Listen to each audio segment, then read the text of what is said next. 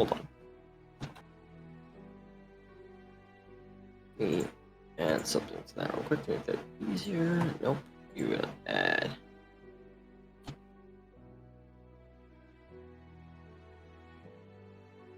The playlist. Add that song back because apparently it's not there. Sorry if you guys hear the fan as well a little bit. It's working hot as fuck out here right now. So I'm sure it's open. Let me know if you guys actually do hear it, but you may not be able to actually.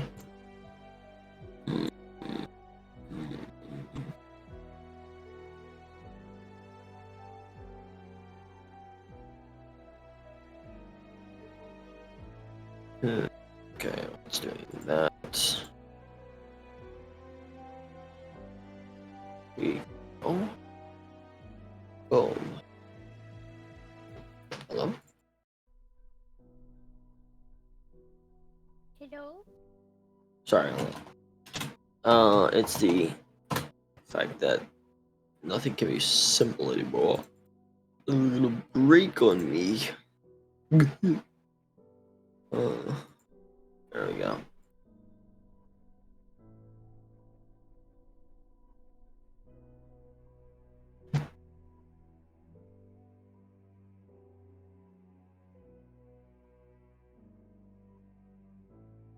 Alright, put music on.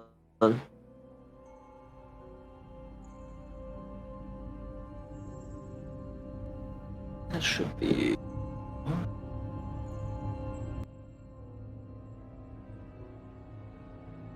So. Review.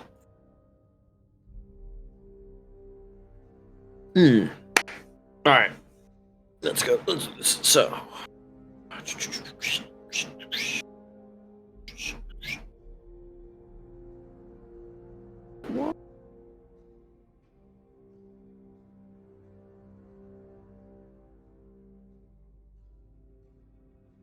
Alright.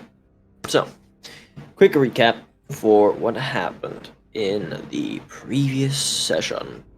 Your party made your way back to the town to speak to Tempest to get some answers on what the hell was going on.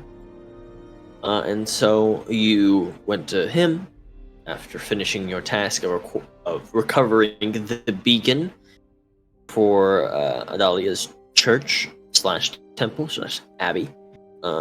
You succeeded in this, even though taking a little bit of damage and from the denizens of the cave and other stuff like it.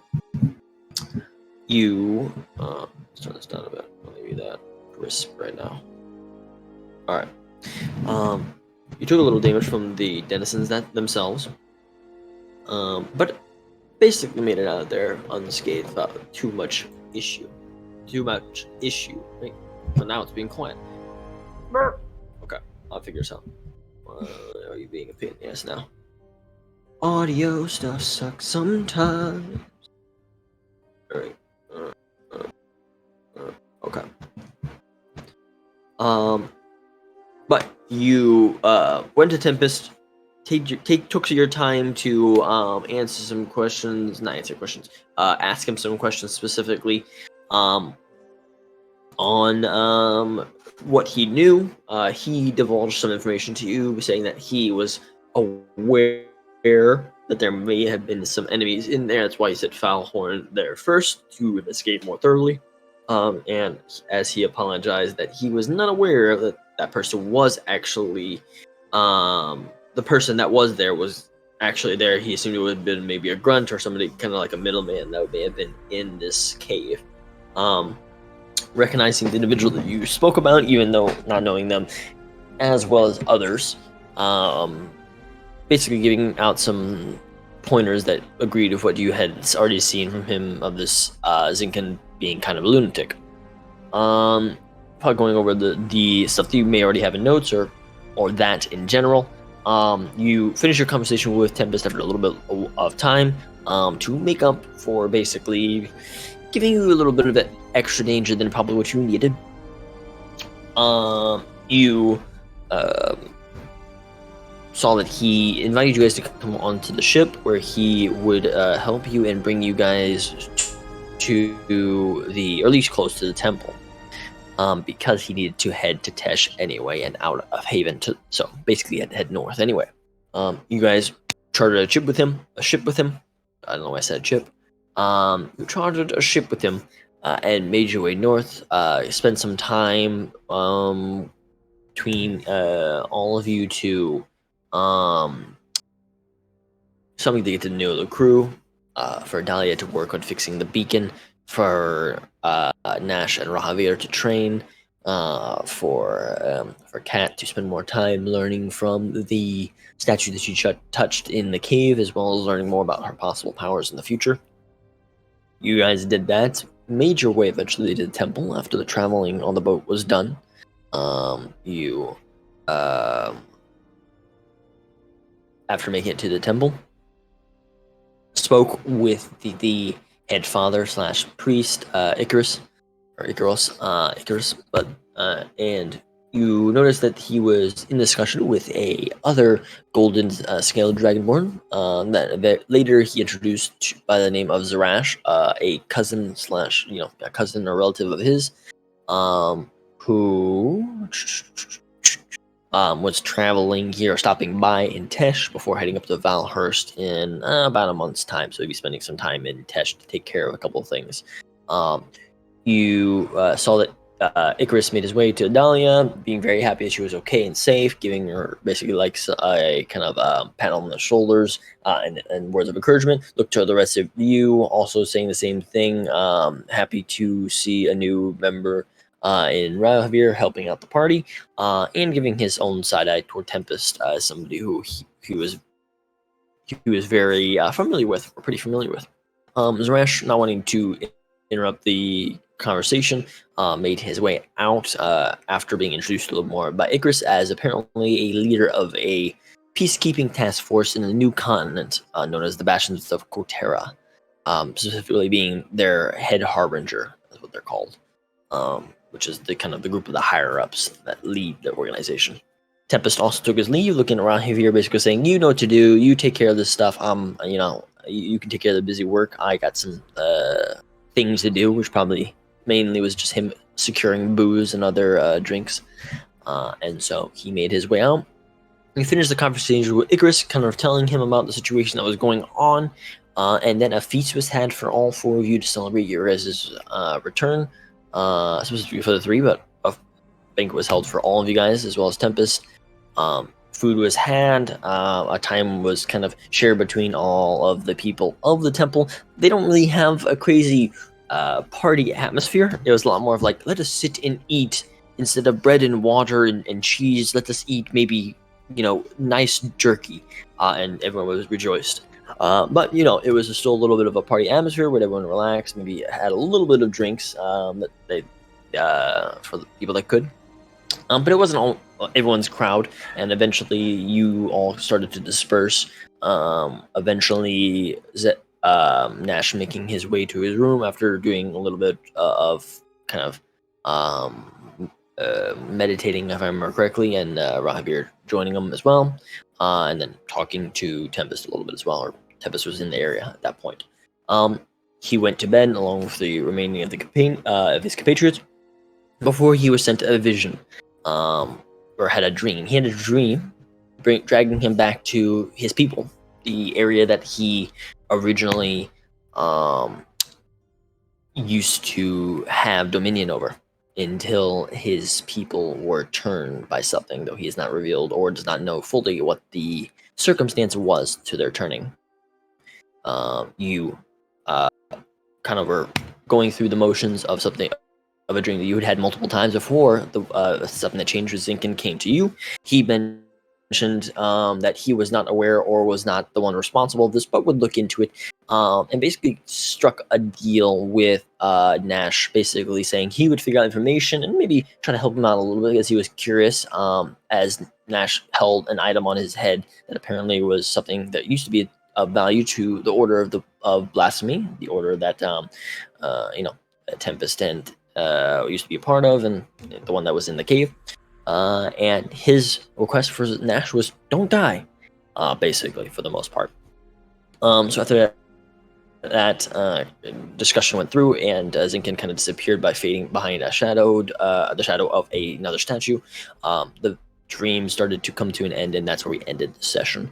Pretty thorough recap, but hopefully that's pretty good. I was a little vague on the beginning half because I don't mind talking about the issue, but I wanted to leave the specifics, names, and other stuff besides the order that Tempest said to be up to you guys' note keeping. So we'll use that for later on. But any questions on the recap? Anything at all? No, I'm good. No? Okay. Well, we will start off then with the mission that you get selected. I gave you 3 choices. We weren't able to replay because we just were out of time. But the mission selection that you guys decided was really that you were interested in the tournament, which is a good thing. This tournament is a very interesting time, but the tournament is a little over a month away. So in the progression of some of the party members being interested in, or some of you guys being interested in Zarash, you decided to take care of or deal with a problem that Zarash had brought up to Icarus, and Icarus was now aware of after doing more research in the recent years towards finding the beacon for the church. Is that a whole bunch of other holy places and places that have religious value or powerful importance to Tesh and the surrounding areas have had a lot of recent disturbances, mostly missing items, but there have been a few recorded and even missing people, with the last place being a Raven Queen temple to the northeast, about 3 days travel away from where you currently are at. So Zarash was saying that he was going to send some Bastions to take care of it, but if you had if Icarus had the opportunity to maybe have somebody just go check up to make sure to get some basic information, he would appreciate it. And so yeah, you guys decided to do that. Oh, also, I guess one quick thing is, Kat, you also noticed that there was some type of powerful flame behind Zarash's eye, which that was the thing that also seemed to interest you. So yeah, that guy's interesting. Yes. Mysterious power man. But I will leave it up to you. So to add a little more preface, you wake up in the morning. You guys gather your things. Food is prepared for you. It's mostly oatmeal with a lot of not a lot of, but a decent amount of prepared little bits of fruit, like blueberries, strawberries, and a little bit of like peaches that have been grown. And this is not really stuff that's been currently grown. This is probably stuff that they had purchased from nearby farms that had completed their harvest maybe a little bit later. As you guys know that you are probably, if I remember correctly, or my bad, this wouldn't have been from a harvest. This would have been from probably like storage and from earlier harvest, because you are currently in about February. I'm still working on a calendar system, but you guys are currently in a February time because everyone, or the tournament is happening in about April-ish, or the beginning of April, so about a month and a half-ish. Yeah, you guys wake up, get some food. You're surrounded by other, for those that aren't from the church, which is really Mahavir and maybe Kat, who maybe doesn't eat out with people a lot. Yeah, there's just a lot of nuns and priests, younger children who have been brought in here, who are orphans, who are doing some cleaning and helping out getting bowls away from people that are not done eating anymore. And yeah, it's up to you guys where you guys would like to start first. Icarus did say once you guys are ready, if there's anything you didn't have to do, that to come to him and he would try to give you more details on this mission. So I'll leave you guys up to do what you want to do and RP before you head to him. I don't think Nash would want to talk about what happened to him. Understandable. Oh, very understandable. Oh, he is down to just have breakfast and then go straight to Icarus. Yeah. Mm-hmm. I don't think there's Agreed. anybody around that I would talk to either. I think Adalia would mainly have a routine that she very quickly slips back into, of like just getting herself ready before accompanying the rest, that would then group back up with Icarus, right? Sounds good. Does she have anything special that she does? Or is it just a daily routine that of somebody who just would a- probably be in a temple? A daily routine. It's just a thing of like get up, get your face washed, you know, Gotcha. basic shit. Yeah, do the prayers and all that stuff. Okay, no problem. Yeah. Just wondering. While you guys are eating, one thing that does happen is Tempest will approach you, Rahavir, and do his typical thing. Won't really walk up to the group, but he'll give them a wave, and then he'll kind of look towards you and just give you the one finger of like, come forward, I need to talk to you. Come here, I need to talk to you. Oatmeal bowl in hand. He answers the call. He kind of looks at you like, wait, bring it to whatever. And just kind of just like, I'm not leaving this it. just doesn't mind. You're in a church temple. Nobody's gonna steal it from you. Whatever. Anyway, I wanted to ask you, how do you like these people? You spend some more time with them on the boat. What's your opinion on them after watching them a little bit more thoroughly? What you think? I got Ian's voice again.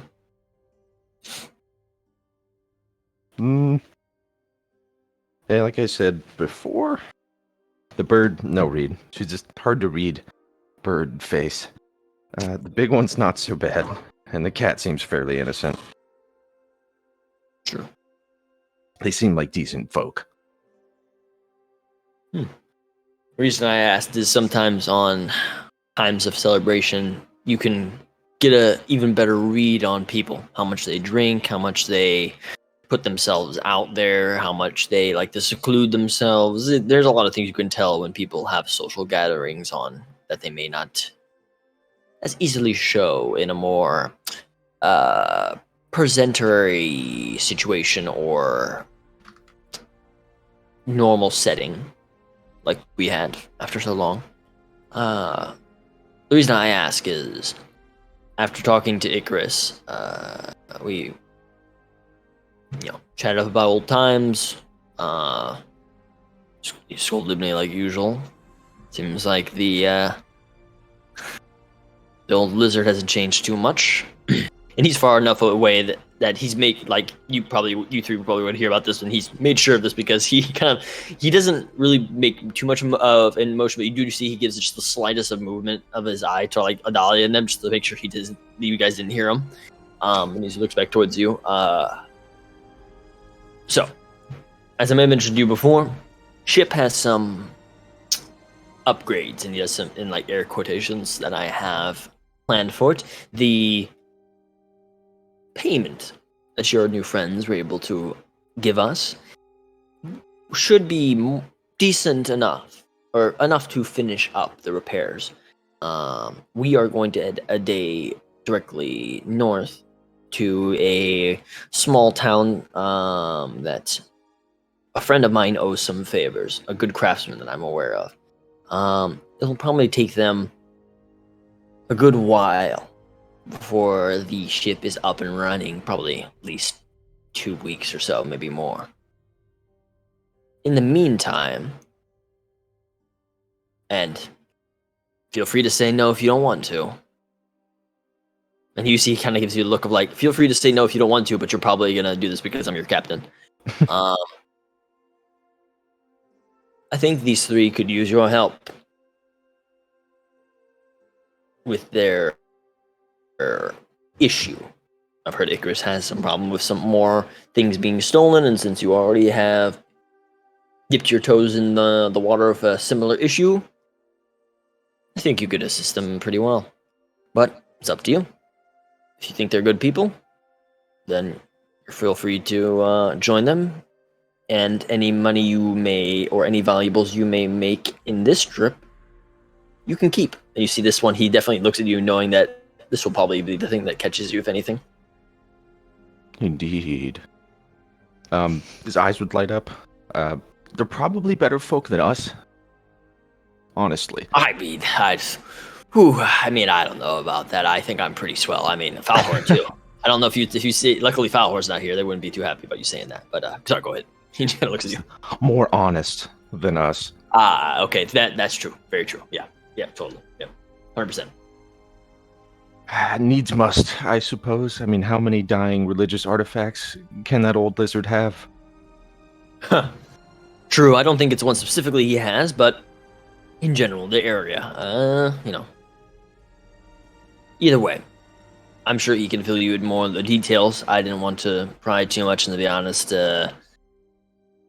he has a way of roping you into certain things that typically Icarus is, not unintentionally or to a detriment to you as a person, but more of a holier than thou purpose that he gives off. That's the reason we probably never really meshed, and you see him kind of put his hands together, like trying to like crush to his fists together, like you know he typically does. Anyway, I'll leave it up to you to get to know your new friends a lot better. And he kind of puts a hand on your shoulder and kind of looks at you straightly. But stay safe, all right? Be careful. I'll keep you updated with messages and stuff like that when I can about the progress of the ship. But for now, stretch your legs. Have some fun. Figure out what you consider fun, I guess. The pronunciation of the ship was what again? Is it Koak or? Yeah, Koak. Koak, or you could just call it Lightning's Guide, which is the common version. Koak is it's Koak is because it's a draconic. If you're wanting to, well, the pronunciation not be fully perfect because I use Skyrim Draconic for my language translations. That's actually how you say Lightning's Guide in Skyrim Draconic. So if you ever want to know like what a word would be in my Draconic, is you could look at that up if you know it. So I do know some. That works, yeah. Yep. Start speaking Dovahkiin to you? No. And just like push you away back to the table. Sends you back to the group. You're ragdoll. And he just walks away. But no, he just looks towards you, just leaves you to your purpose, and walks back. Walks away, just leaving you to your business. Oatmeal shoveling, going back to the table. All right, you guys see Rahavir return. And if anyone asks, I put like an even bigger like scoop of oatmeal, so I can't answer them. Okay. Anything else you guys want? Anything you want to do, or I'll keep moving. Can't think of anything. So. Okay. Just thought I'd ask. And oh, go I ahead. think Adalia would probably check up with Icarus on the beacon. Oh yes, of course. Well, that's something he was going to talk to you about. So, a very good thing you remembered. But, yeah. So you, after finishing your guys' meal, make your way to the main. Wow. Crazy. After 18 years in church, I cannot remember church terminology now. Okay. You make the word? You make not your ways to the pews. You make your way to what is the main like worship area. Auditorium? No, that's Podium? Auditorium? There's a word for it. I can't remember off the top of my head. Sorry. My brain is like, it's funny how like you grow up with it. Like I did. So I basically was in church for 18 years when I was younger. And so like all those words I knew like the back of my hand. And now that I'm 24, it's just like, oh, what? What's the word? What's the thing? Gone. Disappeared. Just burst, goosh. To the holy place of worship. You make your way into the large double doors, and now you notice a little bit more walking in here at this time that the double doors have this kind of almost golden shine to it. Not like it's valuable or anything like that, but it has this almost this like clerical / magical effect as the light hits it. That the sun kind of radiates off of the radiates off parts of it. That gives it this kind of a glow. As you see, there's a little bit of a metallic tint to the door. The door has like a slight bit of like metalish to it, like steel and that. But you open it up. You make your way into the large area, and you see Icarus is up by the the front pulpit, basically kind of fixing different papers and stuff that he has and tomes around him, seeming to get ready for another sermon that he's preparing. But he immediately sees you, gives you all a big smile, and walks over. Ah, yes. No, oh, that's not the voice. Ah, there you all are. And he makes his way forward. Good to see you all. I hope you all rest well. And didn't party too hard last night. Anyway, good to see you. I wanted to speak to you on an issue that I believe you may have heard a little bit about in the party in passing from Thrash and others. But first, I would like to ask for specifically your assistance, Adalia, but Kat or Nash, feel free to assist in some ways if you'd like, whatever that may be. He then goes back towards the pulpit that he has, and he goes reaches under it, grabbing the beacon. And you can see that he takes it out, and there's right behind the main area at the very top. He has a little area where incense has been set out. The spot where he has it set up, there's a whole bunch of lights that kind of lean down to where the main area is. Typically, as it is in this room, there's a lot of windows opening up. And he looks towards you three. He says, I was about to prepare some rudimentary spells and other things to hopefully bring about repairing the beacon.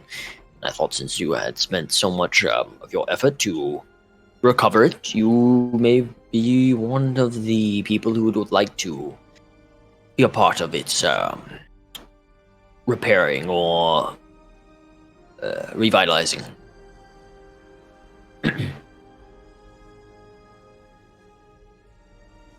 Is that something you wouldn't mind, or would you just like me to do it myself and you be present? Idalia is going to answer through text because there's probably something loud happening at the moment. I gotcha.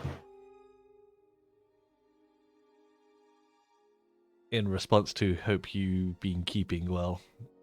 That's just more like it could have been better. As always, no meat for breakfast, so sleeping a little bit nauseous.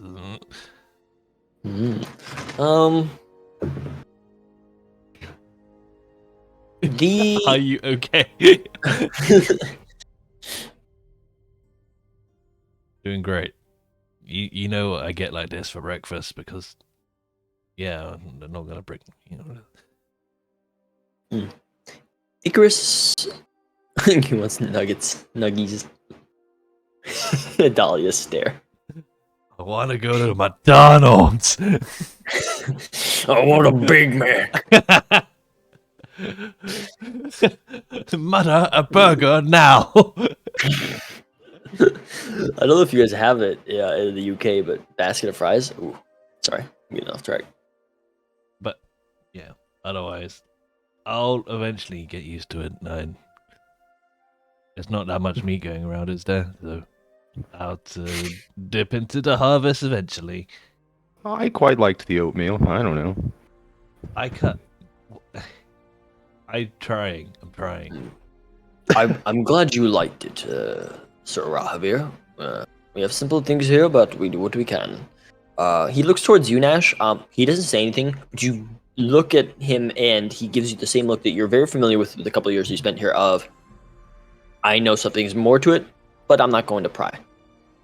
Oh, okay. He definitely gives you the look, which he's always given you of, he knows there's more to what you're saying there than what meets the eye. I'm a troubled child. Yes, he knows that you have seen shit. But yeah, he doesn't say much more than that. Then he kind of looks towards you, Adalia. Maybe for a second, he says, "Well, dear, would you wish to assist me on the recovery of the beacon?"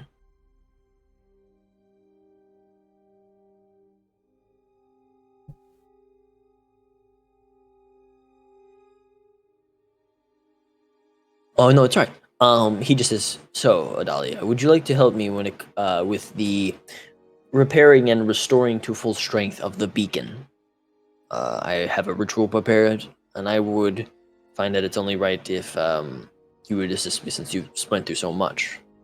He kind of nods after you say that and smiles and kind of guides you forward.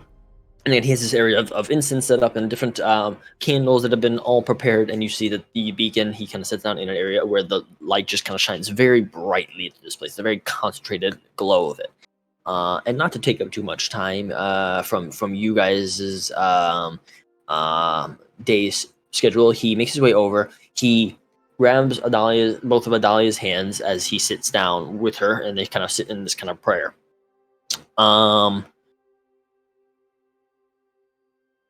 When you can, Adalia, if you can give me a religion check at advantage in this holy place. Okay, 13's not bad. The DC was not high because of the place that you're in, so. There's a reason why temples are bastions / outposts in a very conflicted and sometimes dark world. They are, at least for Pelor, and this temple, a very concentrated area of power, and this central chamber is no different. Well, it's not anything grand like maybe Bahamut or the other gods of in the capitals. It is still a very powerful place, and as you sit down, focusing your energies, you guys see that the beacon doesn't. The rest of the people that aren't a part of this see that the two of them just begin some light prayers, and then you see the beacon just slightly turn and shift in the middle of this area where they sit kind of next to it and focusing. The incense flickers and seems to all shift and move in directions, and then you see eventually it starts to, that all of the smoke trailing off of the incense like circles in a pattern, the same direction, same pace, burning at the same amount, almost around them. And you can see this small little bit of ring of smoke and kind of surrounds them. The light then pours in, and you see the beacon start to not vibrate but hum as it starts to glow brighter and brighter and brighter. And for you, Adalia, you've had moments, which is why you had decided to follow Pelor, where you felt a presence, a connection to him. This is one of the more powerful moments of it. Here, as you focus and do these prayers, you almost notice that maybe not Pelor himself, but a angelic or a presence of his reaches down and kind of places their hand upon the beacon. And the power is so strong that you, Christian, can see like what looks to be almost at first like when you see sunlight coming in the morning and you see those little dust particles like in the light. If you look at it directly, it looks like that, but you can see almost like the dust like forming what looks like what would be like the hand or an apparating of something, but they see like more of a actual hand as like a person. And it reaches out towards it, and as it eventually touches the beacon, you see the beacon flash with light. It's almost too much bright for the rest of you guys in the room, and then it calms down. Yeah, flashbang through the door. Flash out. God threw a flash. It's then threw a Molotov, and the room just catches on fire. No, but you see him focus on it for a bit. Then, as you guys look back to it, and then Adalia and Icarus open their eyes, the beacon glows quite brightly once again. The kind of dimness that it had before being cleared away, the fogginess being burned away, and I will do the first addition to the World Effects chat. Hey, you fixed it! Which is Beacon of Pelor. Has restored. exploded. Oh, Restored. the other one. Beacon of Palor restored. Palor. Nice. Palor +1. And to add a little context to what that is, and I put that in there for specifically, this is a little bit of a bonus for clerics or other people that are faith, and other people that are not faith can affect this as well. Basically, what world effects are specifically is I play deities very similar to how my dad used to, which was, I don't know if he got it from it, but I know it's very, very similar to how Warhammer does deities. Warhammer does deities in the aspect of like they become more stronger with the more worshippers they have. They have inherent strength in themselves, but the more they worship, the stronger they get. Very similar to this world is kind of how I run gods here. Things that you do actively will affect it. I have a chart with all the deities or people that have religious power in my world or who have gained enough followers to gain religious power. And I have a chart which I adjust depending on what you do. Certain things can like increase the values or decrease it, or some of it can like increase it for one god and decrease it for another. So like Vecna is in my world. Vecna can be decreased if you increase Ioun, if they're like having a conflict of those two things, stuff like that. So you So they increase all have a Palor's. counterpart? I didn't mean to cut you off. Sorry. No, you're good. No, that's perfect. Most have a counter to them, like one thing that is like opposed to them in one way or another, or at least a couple of enemies, if not a direct counter in a way. I'm thinking like Sheogorath and Jiggalag, you know what I mean? Yes, there's certain things like that too, though. Like Where they're like a mirror, like chaos and order. yeah, chaos and order. An example of that would be the deep one / one of the old gods, which I use basically like Cthulhu in this world, and Caden Kalin currently are a big like antithesis, because Caden Kalin believes in freedom, and freedom and breaking down slavery, and then Cthulhu and his minions want to dominate, control, and possess everyone of the known world to be theirs. So kind of that mindset.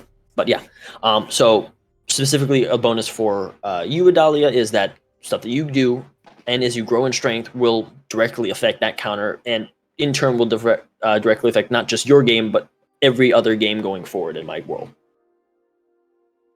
So,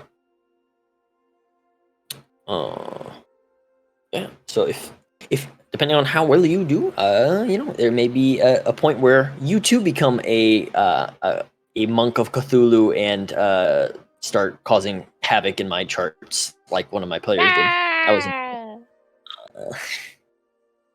yeah, he was like, I could be the good guy, or I could be an asshole and be the evil guy. Why not both? And he did that for a while. He stole power from Caden Kalin, which made him very happy. The devil, yeah. Sure. But yeah, so that's what happens. Just a little bit of knowledge. Icarus picks up the beacon, smiling warmly at you as he kind of places it, hiding it away back behind the pew again. He then gives you a hug, Adalia, and then pulls away and says, "You have grown so much, even in just such a small amount of time. I'm quite proud of you." Thank you, Father. And she ducks her head and gives a step backwards to just basically be in awe of the beacon. Nice to see it back to its former glory, basically. He puts it there. He says, "I will start my process of using this to set the fields back to what they should be. We should have a good harvest in the next year. This will change undoubtedly the surrounding areas here in Tesh for a good amount of time, and well, give a lot of more people interest in looking towards Palor, which I'm sure he will also be quite pleased about. But that's not why you're here. I want you to not hold you up any longer than I have." And he turns back to the rest of you all. As you may have heard, there's an issue where certain religious items and other pieces of valuable power have been recently disappearing all around Tesh. What you may have not heard is I have done even more research and learned that this is not even something that has only been happening in Tesh. Series of thievery and trading of powerful items have actually become quite frequent throughout this continent. While my resources and my influence is not able to reach as far as the new continent or the continent to the west, I can tell you that this is not a unknown thing to happen. And while I cannot tell if all of these thieving attempts are connected, it does seem that from the reports that I've had, at least in Tesh, that there is a group of sorts that is moving around Tesh stealing these particularly religious items. They match the descriptions of the one that's originally stole it here many years ago, and they match the descriptions of a recent thievery attempt in the Raven Queen's Church 3 days to the northeast. If you would be so kind in doing it, Zorash will be making his way up there as well, but he cannot directly stop at the town because he'll be heading up towards the capital and the Grave Basin. He'll also be sending bastions, but they will take a little bit more time to make their way there. I would like for you, since you all are the closest, to head up to this religious house of the Raven Queen to the north. In the town, let me grab my notes. Sorry, where's all my notes?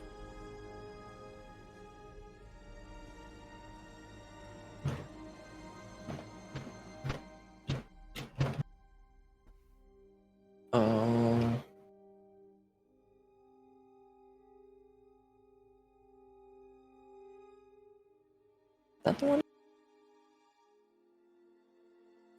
So, this is a fun thing with me as a DM.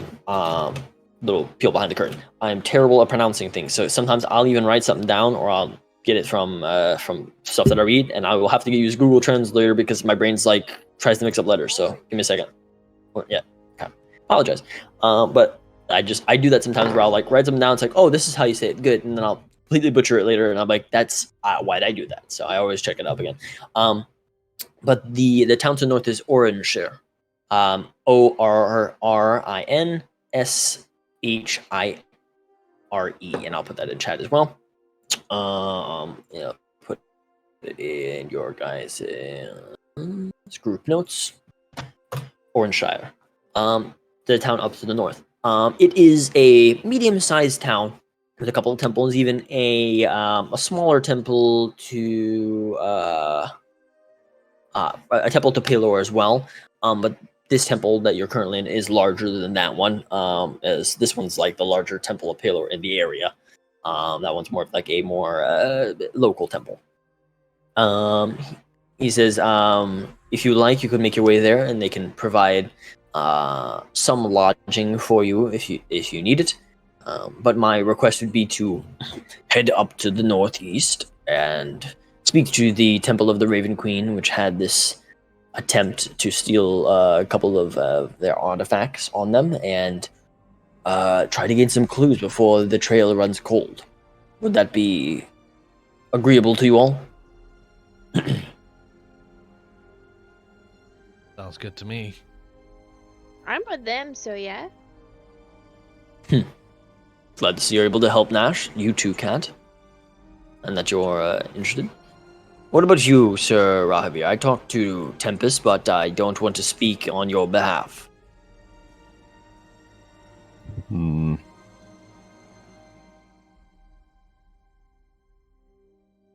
can't think of how I wanted to word it. Never mind. I'm here for the ride. I appreciate it. I'm sure that the three here will not be against having a little extra assistance, from what I've heard. Have I Your ever said capabilities. Have I ever said no to a request? Very true, very true. And I appreciate that, Nash, truly. Well, I know you don't completely follow the teachings as closely as Adalia. Your assistance has been ever appreciated here in the Nash rolls church. his eyes. He's like, "Come on, I try. You did try. He kind of looks at you like, you did try, but it was not... best." What are you doing, Nash? My best. It's like, I gave you a C on trying. It was good. It was a good attempt. Good attempt. Nice show. He gives a small golf clap. No. He kind of looks at you though and goes, so, You may take the meals that you had earlier. We will procure a meal that we can have for you and Ravia as well, which should help you guys in your travels. Even with them, it will still be about 3 days to making your way to the town. Once you are there, ask around the local people as well as the temple itself, and see what you can do. But I leave it up to you completely on time frame and how you can deal with the situation. I'm sure once Zarash knows the exact time frame that his bastions will be there, he will inform you on that instance. Feel free to also ask him as well. He's still here at the moment. He's in one of the guest quarters in the West Wing. So feel free to ask him any questions you may have before heading out, or gain any food or resources that from the temple that you may need. And if you have any questions for me, feel free to ask as well. But I will leave it up to you. You all are adults and quite capable, as you already shown bringing the beacon back. May Palor's light shine upon you, and stay safe, my friends. Alrighty. We'll do what we can. That's all I ask, my friend. I appreciate it. Now, I'm prepared for the sermon. Again, if you need to ask anything, feel free to. But I will be here for, well, pretty much the rest of the day.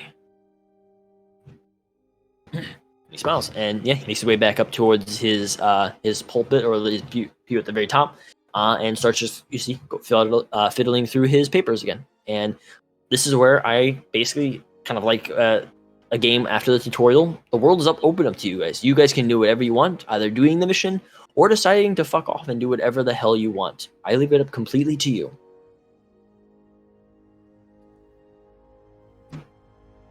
I mean, I'm down to help. Obviously, I'm following Adalia, and she's the one with the religious conquests to be had. Tap, tap, tap. Oh, Thumbs up. Okay. are you tapping with Revere? Yeah.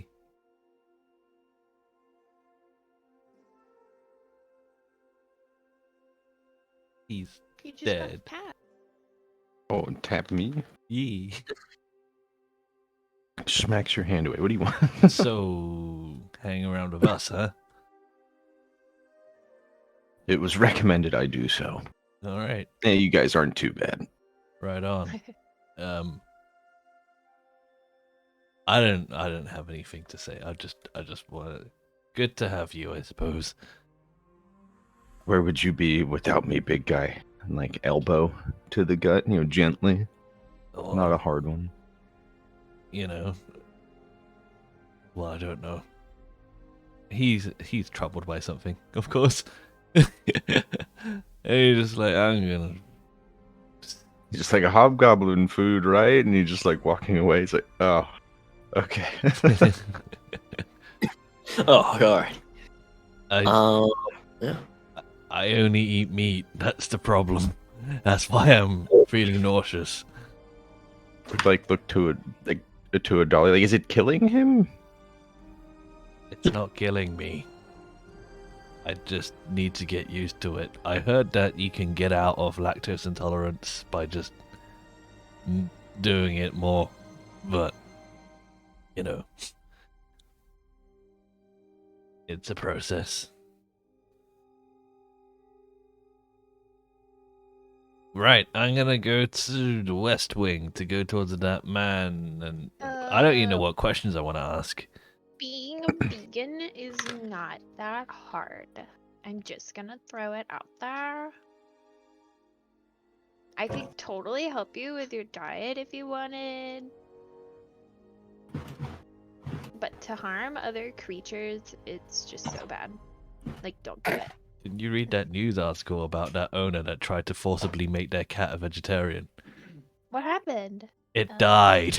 I don't eat meat and I'm fine. It literally died. The cat's like, what the fuck? Am I gonna die on this diet? Oh no. I mean, I would say make sure you keep your nutritional values up by sprinkling in some other things every now and then of your own volition, but you know. I apologize. I Maybe- thought I had got you some rabbits last night for your morning's meal, but I have apparently forgotten mash. That's They fine. had jerky at the banquet, right? Yeah, dinner Mm. time. Nope, I didn't put jerky in my oatmeal. I feel like they probably would have given you a little bit of something, knowing who you are and after so much time you've been here. But it's like Boiled scraps. beef cubes. Yeah, boiled Yeah, beef it's- cubes. You get the yeah, it's- garbage. Stop. It's not great, especially since it's like you like meat. This was like, oh hey, that's like that's a little bit of it's a little Like apple- bouillon in this oatmeal. Ooh. Just flavor of it. Like a wafting of meat smell. Just enough to hold you over, really. Well, alright. We could go to the West Wing and ask questions, but I don't know what kind of questions they're going to be asking. I'm sick of these church folk. Like looks at Adalia. Yeah. What do you mean by that? What are they like, huh? Just not my people. Yeah. I mean, we could go to the local market just to get out of the place. I don't know. I have the feeling I'm being mocked, Cat. I mean, I understand where he's coming from, but at the same time, I Not don't you want to too. encourage the behavior. I mean, we Eh, could get out. We church could people, sneak out a dead bit. things. It's We could sneak out and go I've get some held stuff nothing done. but cooperation to your hand this entire time, and I get mocked for it. Mocking is harsh. I'm Her ears are drooping a little bit. I just say that sometimes this atmosphere is a little stuffy, so I can understand where he's coming from. Why is the cat Like- wearing that outfit if she's not religious? I am. I'm just more understanding to everybody else as well, and it's not just us in the world. We're all sharing it. I never said that there is just us in the world. I didn't mean to insult. I'm gonna stick my nose in the book and start walking away. She kind of looks to Icarus like, did I say something wrong? We're breaking the band up Oh no. after our first single. They didn't even make it past the single. No. Well, Adalia, what do you think we should do today then? Well, sorry, this is me forgetting and also This having is the like- ability to hear what was being said because a drill's going off behind me. Can Oh, we God. recap what we're doing? We have are open we going just north. finished the tutorial. Yeah, The maps open. Yeah. So our plan was to go north, right? Yeah, And that Oranshire was Church in- of the Raven Queen is Yeah. missing artifact. Is that correct? Yeah. It's So- like Yes. a beacon too, With that- right? In mind, would the churches of different churches be in communication with each other, and would there be someone? Well, Or yeah. some Yes, what's his that's name how gave they us- that's how they learned about it in the first place. Yeah, I was gonna that's- he say, gave us the would there be someone we could contact through that way and Yes, In that's- and town? inquire about their situation? yes. They said See if there's not a way specific we could people. help? He just said to make your way to the Church of the Raven Queen to speak to some of the priests and people there. By chance, is the Right, messenger so- that gave you that information still in town? There was no messenger. Icarus basically reached out with his connections to Oh. gain information, and Right, there was okay. like a messenger. He just kind of knew. So And my it's a smaller town, so it doesn't have like a head one person to speak to. It's just you speak to the priest, kind of thing. Sorry. go my ahead. best bet would be then to make preparations for travel towards there. Who was So the guy in the like- West Wing that could help? I didn't catch that part. Zarash, Oh, because he Zarash. he was the one who the attention was brought to the Bastions, because even though the Bastions are from the new continent, they've basically spread out upon all of the nations to try to help out where they can, and they've heard the rumors about this, and that Icarus was already looking it up, so he confirmed it, and so Zarash was like, I'll send Bastions to take care of it, All but right. if you can, because you're 3 days away, you can take care of it. Kind of thing. Probably inquire to Zarash a bit more about what he's heard. And- Did we leave our horses on the boat? No, we used them to travel here. Yeah, they're here. Which you are I free to didn't take. know Zarash was still here. I thought he was like moving on. No, he will be moving on probably today or tomorrow. But he was here to meet his cousin and was eating after, and it was partying with the rest of you. So he's probably resting. Basically, just like Okay. chipping in to say hi because he's in Yeah. the area. Basically, he's like, Yeah. "Hi, nice to meet Yeah, you." he didn't want to Been just give him a 75 Skype call. years." He felt it was very informal. Yeah. Alright, well, I would inquire to Zarash for some more information of what he's heard. All right, That's just what I would do. sounds good. Is the whole party gonna go with her? You might as No. well. Oh. I am not. I think Nash. fine. Nash I want to hear it. Nash I is done with this stuffy church. I get it. no. Fine. Nash, kind of looking like a fucking drug addict going out. He's like, I'm just gonna go out You and got hunt any of the something just to meat, tide me man? over. Okay. I feel mega ill. Well, you know the fields to the northeast. I'm are gonna go usually monster where hunting. I poach them. Oh, actually, okay. Revere, you wanna get in on this? You wanna punch a goat? What? the- Fine. Whoa! Excuse me, Nash. Turns away. He turned away and I turned towards her. Just go hunt. Don't torture the poor beings. Please, just give them a quick death. Thank you. All he has is his fists. We'll make sure that one fist counts. Yeah, punching. Okay. Are you saying that his punch can't kill? I said nothing of the sort. I could easily kill a goat with a single punch. Yeah, Are you One Punch Man? I bet I could kill a goat with a single punch too. I'm just gonna put this in chat. What's gonna happen if you punch a goat? I bet I could choke a goat too. I. Hmm. I I'm read sure that, you could. I read that asphyxiation is the least painful way to go.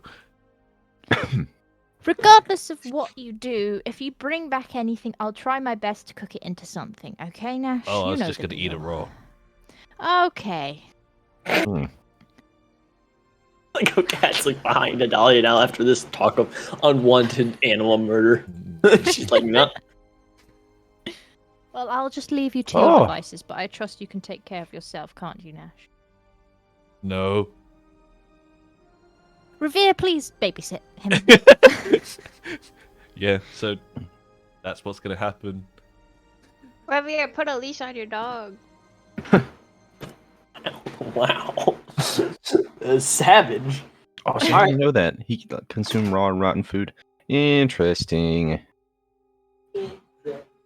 Oh, he got them powers. Says he's. Is that like Knoll? Yeah, Like a no. Knoll thing? Interesting. No, also don't give a fuck. Nose eat other nose. Yeah. Funny fact, the other, another creature that has that, raccoons. So very good. Yeah. Go fuck. Lovely. Okay. Although interesting, like what? I'm trying to figure out like what school would govern one's cooking a bit, like what skill rather would govern one's cooking ability. Like, do you need like cook's tools or something for that? Right? Like, Typically, there is cooktos. Typically, I always had it survival. Like being able to prepare and cook stuff that you gather from the wild. It's not a particular cook skill. If you're like cooking a fancy meal, it'd be like dexterity stuff. Or You would have wisdom. noticed that, like, Adalia has, like, a set of stuff to deal with cooking. So she seems to be quite proficient in dealing with Nash bringing in something and then cooking it, basically. All right. So 2 party members will split Mama off bird. to get away we go. Do we need to roll for that? breakfast meat. Adalia eats meat, Not right? really. I'm just gonna have you guys probably be more able to make it. Splitting the party already. There we go. I got it. Making I got it, him. Eating bird, right? making it. as And difficult dragon. as What was that? possible. Cat? Is Adalia a meat-eating bird? She's omnivorous, yeah. Okay. It's just, Excuse me. it doesn't. She seems to take more comfort in eating stuff that is prepared and cooked properly rather than straight up raw and Gotcha. look Nalani looking like Nash would not be fussed by. Nash don't give So a fuck. whilst it seems to be a common occurrence that Nash does this often, she still seems to insist on him at least just bringing stuff back for her to prep, basically. It's so like much a- better. Just let me make it for you, please.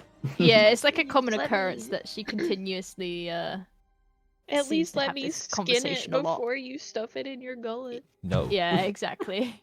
Who are we gonna cover first? All right. For sake of ease, let's do. We'll do theirs, and then we'll switch to you guys, and we'll Alright. we'll do something out here. So Because I did not prepare a hunting thing, so I have to think of that real quick. sorry. No, you're good. No, it's not a bad thing. I just my brain was like, okay, let me think of something real quick. as Revere and Nash like leave like the holy grounds. As soon as they leave the holy grounds, Nash goes from standing up straight to absolutely slouched. Takes out his like freaking glaive as like and slings it over his shoulder rather than putting it away. And he looks a lot more comfortable. His ears are like perked up. His strides, rather than being carefully one in front of the other, they're very like lanky and just how he was like on the road. He's a lot more comfortable now. He's Were ready. you sick from a lack of meat? Or sick of the church? Well, bit of both. I haven't stolen anything in days. Palms are itching. You're telling me this? You know, like, Who else am I gonna tell? well, Or maybe you tell the bird. I'm not so bad. I don't know. well, there's a. He kind of folds his arms and then thinks towards the sky. What is considered? Okay, now I got it. We gotta. Nash kind of grins. It's like we gotta do a Robin Hood. That's what we gotta do. Now, Uh-oh. will that tide you over? It won't kill me. It'll be fine. I just Alright thought then. it. Maybe I don't steal from the church folk. It No, seemed like not a from good the church. idea. We're stealing from McDonald's, like big gun corporations. Y'all doing that steal from the rich, give to the poor? Yeah, Said the Robin Hood. I thought I you can were hear hungry. cat in my head.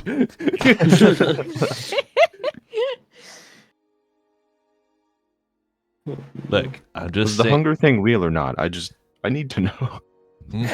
it's half and half. I need to eat some meat, but also I'm down to help you get over your Alcoholic Anonymous problems. I can deal with mine anywhere. It's not like an addiction. Yeah, but don't tell me. Look, if you tell me, I have to report you. He like gestures to his crown and like his royalty outfit and the fact that he points to the church. Like, I'm supposed to be lawful.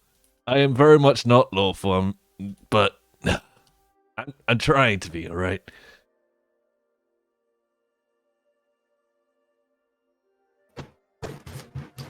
Cool. Let's Good just talk.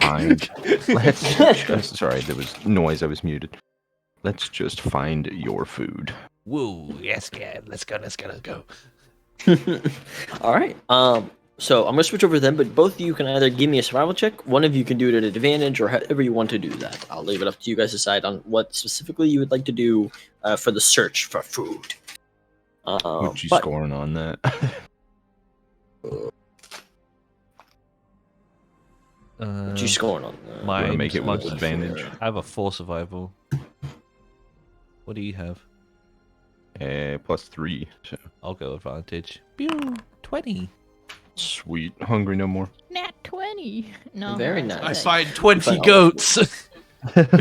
All of the coats. I'm expecting like hares, conies, rabbits, like that kind of thing. Or are we like, have they livestock we can?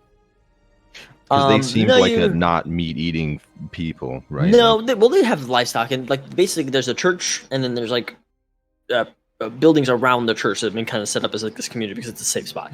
Those people would probably get rid of livestock, but you guys have basically made your way to the north to a little bit of time just to get to like a nearby patching of forest or trees that have like little bits of game that can be hunted.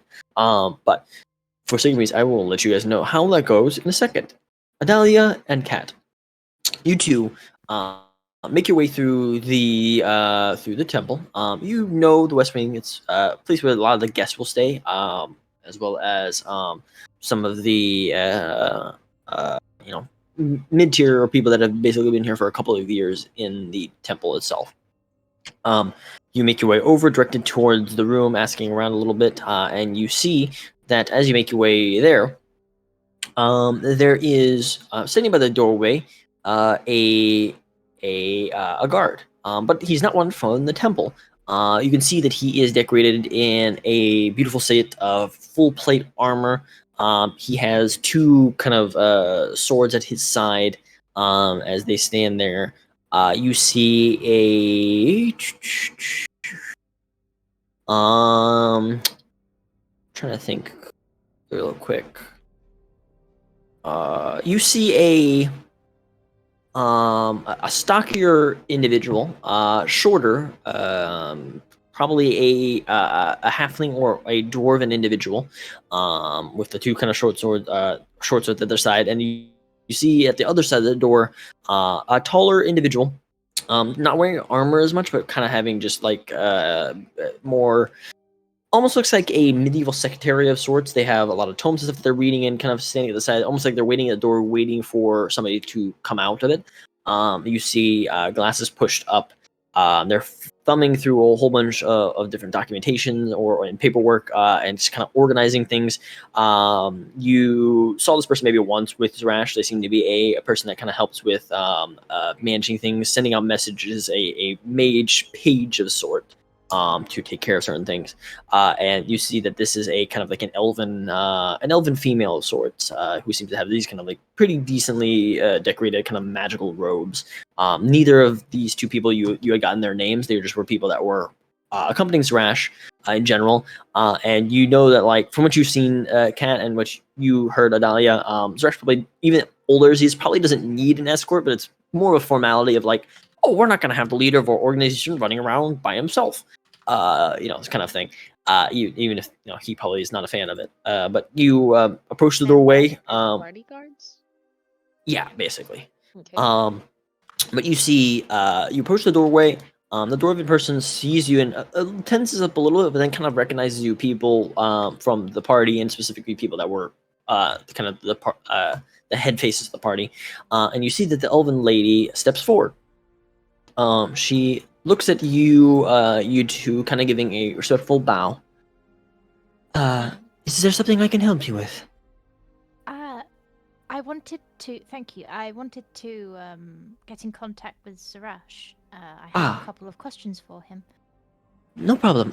He was actually just waking. I was just getting something prepared for him to take care of before we left later today. Let me see. And she walks over, and she gives like a little bit knock. Zarash, you have two individuals here to see you. They're the people that brought back the beacon. Zarash, hello. Give me a second. She kind of looks down towards her compatriot and whispers to her, like, "Hey, check the door." And he's like, "All right, fine." He opens it up. And you see, she's like, he's probably just getting ready and something, which want to make sure. And you see, he opens the door a little bit, and kind of, as he opens the door and peeks in, you see him shake his head, and he just kind of opens it fully. And you see, sprawled out in a too small bed for him, armor pieces kind of scattered across the room, one leg hanging off the bed. You hear, and you see little puffs of like red smoke coming out from his mouth. Just snoring to everything, and you see rubbing the temples over the back of her head. She's like, "Oh my god, Okay. 1 second. She walks over. And she kind of like taps his snout, and 10 more minutes. It's fine. I'm getting up. You said that 30 minutes ago. Yes, and I needed my beauty sleep. And she kind of shakes him a little more. He's like, and and he looks up and kind of opens his eyes, kind of rubbing some of the just morning gunk from his eyes, and kind of looks. He's company. Yes, and he stands up. He just kind of wears this like leather tunic. As much when he's resting, he gets up, standing tall, and goes. He immediately puts on a presentatory form. He says, "Yes, Zarash here at your service." Right. Oh, these beds feels like shit. He's okay, kind of stretches. He's like, "You can." Sorry, go ahead. You can have a moment to get yourself prepared if that No, would I'm make it fine. easier for you. I like to just get up when if you give me time, I will probably fall back asleep again. So these such comfortable beds that I got so much sleep in last night. It's okay. I know that the beds are quite stiff. Yes, I've I'm had sorry. to I live- don't want to be. I don't want to I've be had- rude. I'm just there's yeah. I've had to live on them for however long I've existed. Let's just So- say in my younger years in the church that I grew up in, I did not miss this part of my life. Anyway, what can I do for you? It's a pleasure to see you again, Miss Adalia and Miss Cat, I believe. And he gives a nod of respect to both of you. What can I help you with? Yes, it's a pleasure to meet you again. I apologize for disturbing you. It was mainly just I wanted to know if you and your companions had any or picked up any useful information in your travels about any of the missing artifacts or any rumors of sorts that are related to that. Yes. Let's see here. And he turns towards his assistant here. Hold on.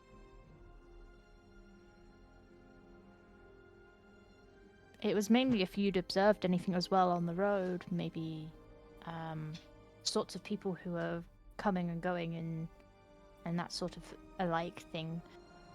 Just trying to get a general consensus of how the neighboring villages and towns and cities are at the moment where you've been. Tesh is relatively alright. I used a teleportation circle from the capital to make my way here, so I didn't actually travel too much through the countryside, except for to this temple, specifically to meet Icarus, since it's been too long since I've spoken with him. I see. From the time that I did travel, which was a couple of days. He Specifically, talked what do of you mean? before. Sorry, go ahead. He has talked of you before, and it's Ah, wonderful to actually meet you. oh, the pleasure's all mine, dear. You're his, not to coach, no, over embellish what he said, but you are his star pupil, and he kind of looks, and she's spoken many times of your interest in learning, Cat. No, I do not wish to. I was looking sad, but like after you like reassured me, I start to perk up again. Adalia gives you a hand on your shoulder, Cat, as a reassurance, with a nod. But Debella, and he turns towards the elven lady, and she kind of she says, "Yes, well, we do have some information here. What are you specifically looking for? You said you're just asking about how the neighboring area around was acting." It was mainly in regards of which other artifacts have been stolen, much like our beacon. I'm trying to piece together what they're being used for.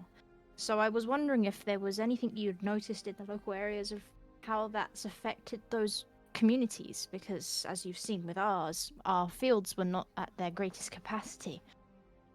Of course.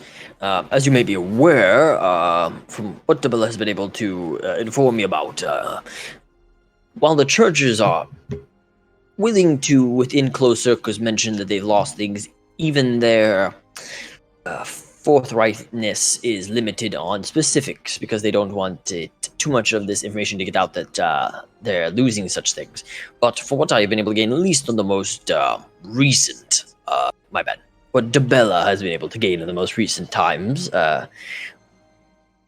it seems that the item that was recently lost by the Raven Queen's associates. As you may know, the Raven Queen is actually quite popular here. Her and Fazmira, the goddess who brings about the transition to life, and the Raven Queen who sees about death itself, is quite popular here in Tesh, next to Palor and the other gods as well. But specifically, they hold a high reverence. So stealing from them is a very odd thing to do. It's believed that these people may have been from outside of Tesh if they were unaware of this instance, or maybe they were from Tesh and were intentionally seeking to cause harm to the churches in this way. The item that was lost was a book of funeral rites and other magical rituals, or not magical, or clerical rituals needed to properly entomb and protect the bodies from disturbance in the afterlife, from what we'd be able to see. book? A Did you book, say a book? yes. Oh. Yes, a book specifically. It's more a lot of prayers and sermons. I'm not sure if that's well. I mean, you did grow up in a term temple, so maybe that would be interesting too. No need to judge. Yes. But yes, it was a tome of sorts, connected specifically to the Raven Queen. Basically, it was a part of a religious tome that was believed to have been created from some of the original followers of the Raven Queen when she first ascended into divinity. It was a copy, or maybe not a copy, my bad. It was a passage of the tome that they specifically kept. Sometimes, since it's only one book, parts or pages of the tome were scattered about to the different churches of the Raven Queen. I believe this one had a specific page that was very valuable to them, but the tome itself also had other ritual rites that were quite important to the church that were stolen. That's the most recent information we are aware of. Anything else that you would like to know? Yeah. It's not necessarily regarding these artifacts, but it was more so to do with, she kind of seems hesitant, as if she's trying to deliberate over her words correctly to make sure she's gonna ask something without revealing too much. Yeah, he kind of lowers his in kind of like stance of somebody who's like trying to show off, and kind of gives the stance of somebody who's looking at you like no judgment or misconceptions. He just kind of looks at you and goes, "Go ahead, dear. You will find no problem in my thoughts here. Go ahead, speak." This isn't something. I'm mainly trying to determine a way of fixing. This is someone else's problem I'm trying to help with, and I have been trying to for the last few years and helplessly being able to do so. If there was a large-scale petrification, how would one go about undoing that petrification? Would you know any way of doing so? Well, yes, dear. There are many ways of removing petrification. A mass petrification is, might be more It's as easy as a time-consuming. It's not as easy as just one single person. Yes, it could be done by technically anybody of considerable enough power, depending on the instance, or my bad, not the instance, the amount of time that they've been turned to stone.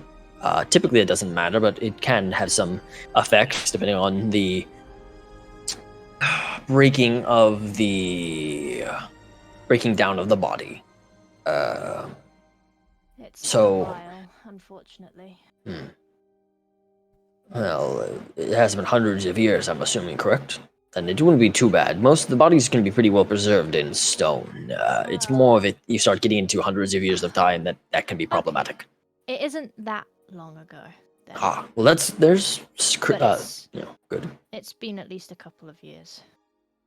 Well, there are many people who could take care of it, or things that could get taken care of. While it is a time-consuming thing, and you still have to find somebody who has power to do it, there are people in my organization who could take care of it. I mean, I could, in turn, as a cleric, to undo the causes of it within a degree, but it would take time. It depends on also how many people are affected by it, and also what affected them. Something like a mass petrification is, well, odd. There are creatures that can petrify, but not many spells that can do it to a mass degree like that. That was going to lead on to my next question of, would you know anyone who would be powerful enough to mass petrify that many people? Curing Not petrification. talking. I'm not talking the amount of people in this church. I'm talking many more. Oh, wow. You see, the moment he actually ponders it and really interested towards it. Both of you give me an insight check, you and Kat. I. Well, I perceive. I am perceive. reading my book. So yeah, Kat, unlike the last time, you were a little bit more struck to your book. He, the words just kind of flow over you, especially after he was talking about finding a book. Athalia, well, you didn't see it last time. You see it this time. It seems like when you ask him this question, he's thinking about it, but then you look at him a little more closely, and you swear that it's almost like he's asking somebody. And then he quickly kind of his eye trails up like he's thinking, but then his eye is like moving around like he would in a conversation, like emoting in a way, in a very quick, fast pace as he's trying to think. And it's something that most people wouldn't notice because it's very quick. And the Dragonborn's features are sometimes exaggerated in that way, but you can tell from being around Icarus that it's specifically like he's talking to somebody else, but he hasn't said a single word towards you. It's a communication kind of spell. Yes. Yeah. But it doesn't look like he's cast any spell, which is the interesting. Either he's doing it through some just other means, or there's something else that he's doing. But you see he kind of nods. Well, there are mages who can, again, petrify people, typically though one at a time. Creatures like gorgons or other creatures have the ability to petrify through sight. But the amount of people that you're saying is alarming. Not knowing rough amount, it doesn't really matter, but if it's anything towards the amount of more than this temple, then that is quite concerning. Something of that mass variety is uncommon, to say the least. You can and see why it actually draws my I'm concerned interest. Very, very rightfully so. I will speak to individuals that I know about it. While I cannot say if we have a very quick solution to it, you are offering to figure out some of these problems, and I know it would be also because you're connected to the issue through proxy by your church having also lost an item. But if you are able to help, I would feel it only right to assist you if I can, and if I can, I will do what I can to remove the petrification. What was that? What can I do for you?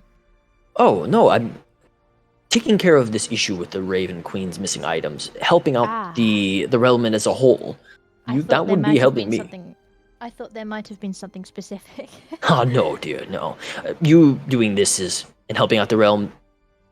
The Bastions want to be a force for positivity. We can't save everyone. We can't make everybody's life better, but we do what we can when we see it. And this is something that needs to be righted, a problem that needs to be righted. So if you could do that, and even if you are able to figure it out or take care of it before my Bastions are able to, then I feel it only right to offer some assistance on this, and maybe I can attempt to remove this petrification or have somebody take care of it for me if I'm not able to. I do have people in my organization who could. I would love any insight to the problem. It's been one that has been a problem for a while, and I can see the damage it is doing to that person. Yes. Well, I will not pry more. I will do my research on it as I can. But is specifically on the task at hand, is there anything else that you would like to ask? Of course. And she kind of like ponders. I can't think of anything right this second, but if I do think of anything, is there a means of contacting you or knowing where you are off to next? Yes. Dabella, would you? I'm already on it, sir. Or I'm already on it, sir. She walks over to you, and she hands you. She grabs over this book. She opens it for a moment. She tears off 3 strips of empty paper and hands it to you, Kat, since she knows you're a very studious person. Ooh. Here, I'll give this to you since you seem to have an interest in these types of things, and I believe you'll keep it safe. These are called papers of sending. Write a 20 words or whatever you need, and it will directly appear in this book to me, and I will relay the message to Zarash. There's only 3 papers that I can hand you right now, as they are still a pricey thing to make, but if you have any questions, this should be a way of contacting him. Ooh. Thank you I'll so hold on much to for these. giving those. No problem. Feel free to use them. They're directly connected to my book, but if you'd like, you can attempt to use it to others, though there's a chance that will fail. So There's do just keep like that in 3 mind. pieces. There's just like pieces of paper, right? Yeah, they're pieces of finely crafted paper. As you look at it, because you, Kat, you are pretty knowledgeable when it comes to paper, being a book Mhm. reader. You can tell that at the edges of it, there's like this small, like almost elven script that's been written around the paper that's almost invisible to the eye, but you can almost like feel it too as you're rubbing your hand across it. It's almost like there's this like slight gloss to it, like glitter almost. Mm. I'm gonna slide it into my book as if they're like bookmarks and hold on to them. Okay. So you can add 3, just add to your notes like 3 sending papers. Okay. But if you have anything else you need to, send through that paper and we'll do what we can to answer as soon as we can. Alrighty. Yes. No. Thank you. And Oh, she thank you, dear, for taking care of this gives issue. a small smile and a nod to you. He nods back. Is there any questions you would like from us? Questions. I had a question I feel like I know. before you ask anything. Oh, go ahead, Uh, dear. When we find the Raven Queen's book, am I allowed to take a peek, or is that forbidden? I would assume you would. Curiosity is perfectly fine as long as it is not overextended. I'll be good. I yes. promise. I won't use any of it. I just want to understand it and read Oh, it. of course, dear. Okay.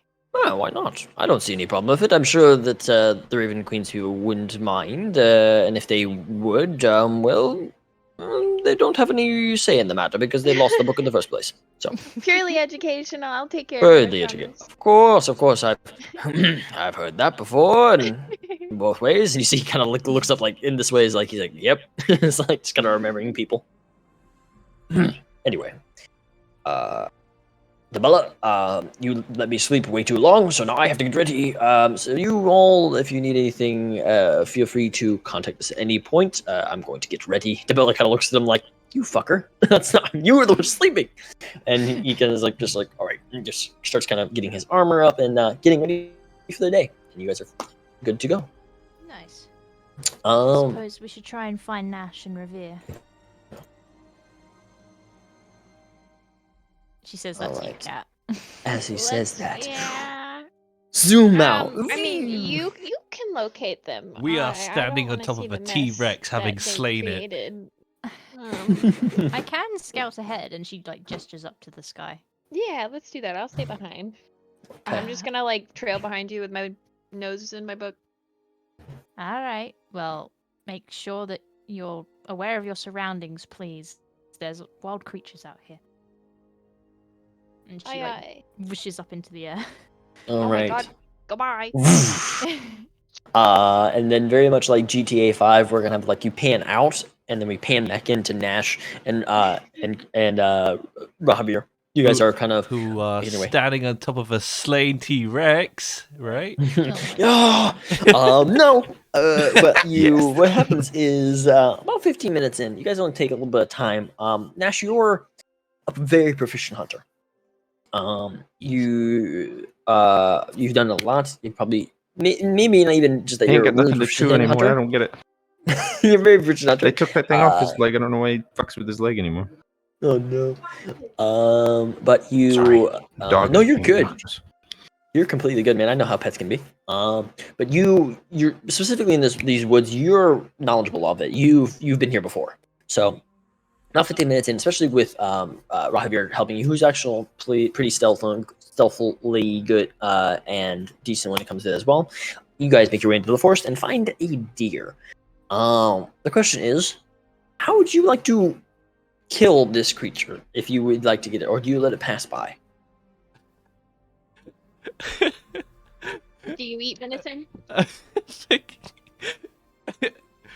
Revere might see Nash be a little bit pent up from one reason or another and just freaking gets his glaive and then primal smites it. Oh my god. Okay. You're not gonna go Roll. buck wild and use your teeth? No, I gotta flatten it first. Oh. Okay. Well, here, give me like a dex saving throw. I want to see if you can basically. What I want to see is how quickly you can dart out before this deer turns and sees a fucking large knoll running at it and just fucking books it. Oh, that's pretty good. 19. Considering That's it's actually +2. really good. So basically, what happens is you creep behind it. You kind of make your way through. Raphir, you follow, but you see Nash pulls away just a little bit as he gets closer and closer towards it, and very similar to a hyena or a cheetah when they're kind of like grazing through the moving through the savannah. You see Nash get quite low to the ground, taking the glaive, and even though he is a very armored individual for this time, he's actually moving pretty quick. Even though he's making noise, he kind of uses it to cover the movement against the rustling of the leaves. The deer's just eating away, and then turns as just gets divine smited and hit by the glaive. You said you smited it as well. Yep, there goes one Yeah, of my spell you know. slots.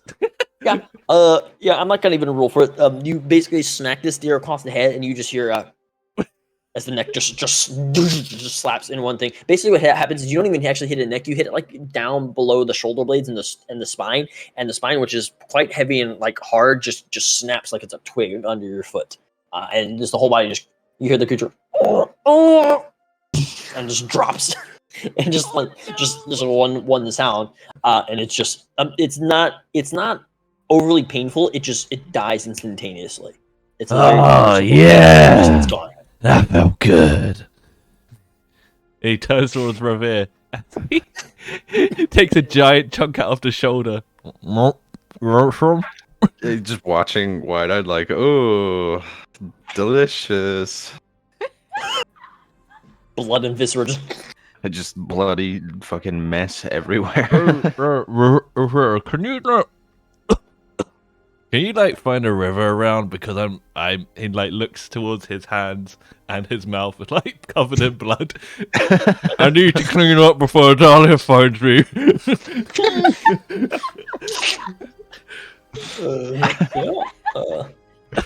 Yeah, you see him just covered in blood. Or is it? No, I'll say you spend some time. Like you can hear river names. Basically, what you see is you're looking around. You see as Nash just like pulled the shoulder, like he basically just like popped the arm, the one of the legs out from the shoulder and just ripped it off. You see like the not to get too graphic. You basically see that like the muscles around where that shoulder was ripped off is are still kind of partially pumping.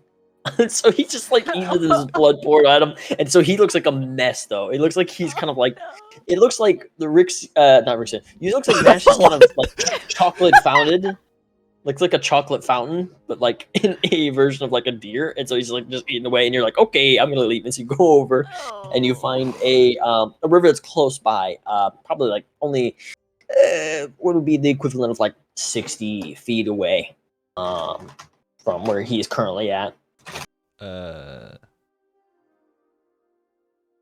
Would you gesture to me that it's deer? Hey, like call out or something. I mean, we could probably hear it, right? If it's Yeah. that Yeah, close. you could hear it partially, but it's like you were more like Nash didn't know where it was. He just heard it nearby. He's like, hey, like find it, basically. On my way. And then the leg that he is eating is half eaten. He keeps it in his mouth the other the three-legged corpse, he would hoist it on his back and carry it over to the river. It's I was still gonna ask leaking if bringing blood. that bad boy back. Oh boy. I don't know. Lear can do something with the rest. He'll finish off the leg, and then I'm sure the church people like venison. hoping that he can get finished up in time, he's gonna try and finish the leg, and then wash off, all before Lear finds him. Speaking of that, why don't you give me a perception check, by the way, Adalia? At I will. advantage, because these trees are really small and you are really tall, and you know kind of where he was heading. Okay. Did I just witness all of that? Bird eye. No, I would say that you. This had probably happened. Just before, like you see him, you probably would have seen Ash like lifting up the corpse and it's still bleeding, and he's like bringing it over towards the river. Yep. You can see he's trying to hurry. Yeah. Well, you could if you're looking for it because you know that Adalia is about to come out, you just see like this silhouette up in the sky, quite high up. Not like as high as the clouds, but quite high up. I think Nash is more tunnel visioned and trying to finish True. Yeah. and get cleaned up. So what are you doing? It's more so both like Nash and Revere seen as like, I don't know if Nash mentioned it, but as you come to a point where you're cleaning yourself in the river, you just see that shadow is slowly getting bigger. Oh no, it's coming quite quickly now, and then it's just as it like hits to like the top of the tree line, it like you just feel this as like she's slowing herself down from the speed that she's come up from up there to down here, and she like flutters to the floor and manages to just land not too far, a couple meters away from Nash. I Oh, was expecting like full on like Iron Man superhero landing, dust everywhere, like Some dust Yeah. probably, or slams leaves would probably down. definitely be cooked All up. the oh, the foliage like whips everywhere. oh, hey, Leah. I realized I hadn't showered in the morning, so I'm just You taking don't need to make excuses. quick one. It's okay. now. Don't worry. Revere Hey, looked you'll back never at the guess- cow just bathing out.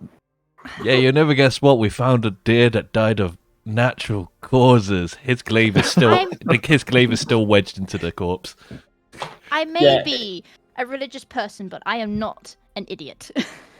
You also see that, like, even though the glaive is still embedded on it, like you can see that the spine is snapped and it looks more like a triangle now. So it's like natural causes, huh? Plus, yeah, natural causes, huh? Your glaive is a natural cause. I very much believe you. I do not take me for a fool, Nash. Would you say that I'm natural? Yes, I would. And don't worry, Then I it's don't natural expect any less from causes. you. Food chain and all that. Hey, Right. Okay. chalk that up as a donation to the church, and he like points to the rest of the corpse. Do you want me to fly that over for you? You Just could. blood It's gonna dripping. it's from the gonna rain sky. blood. Like I haven't before already for you. So It's raining you're gonna blood. scold me like that. She just like trudges on over like with her feet, and she's like fluttering. She grabs a hold of the deer with her talons and she starts hovering up. Lead the Okay, way. A droplet of quickly. blood lands on my shoulder. The end times has begun. Praise to Baylor, because it is all over. We are fucked. No, This what's church this? just got a lot more metal. Do you want me to make a strength saving or Uh, something? for that? more of like, what is your strength score? I've got a +2. Okay, you're strong. So, A deer's fucking heavy. yeah. I don't It's not. know. I'm not trying to take this high. I'm just trying to hover with this. I got you. You're kind of like partially. You're helping like Nash, and you're like, Yeah. okay, I got you. You would also probably know, Nash, that they don't need probably that much venison, and for sake of ease for your travels, just so you can have meat. Besides your like pack, you're feel free to take some if you would like. You can. I'm sure the that church they would not can be make- against that. I'm sure they can make much jerky from it. As your previous donations have been. Yeah, I think this one definitely belonged to this grounds, considering we didn't travel that far to get. Yes. Don't worry about it. I'm sure they will understand. What was Rahavir doing is seeing this now and noticing this kind of like very what seems to be like a normal conversation between these two with like the dead corpse of a deer to just carrying. Probably partaken of his pipe. I don't. He's kind of over it at this point. He's like, okay, yeah, sure. Better take normal, that mangled corpse away. normal occurrence. Very true. I like that. Okay, yeah. So you guys take the corpse back of the deer. The people immediately kind of look and go look at it. It's about a medium-sized buck with like a couple decent-sized antlers, but not anything too wildly crazy. But you bring it over. They start preparing it. All the people there will give you kind of nods and appreciate it. You see some of probably the teens who work on preparing things like this that the younger kids cannot.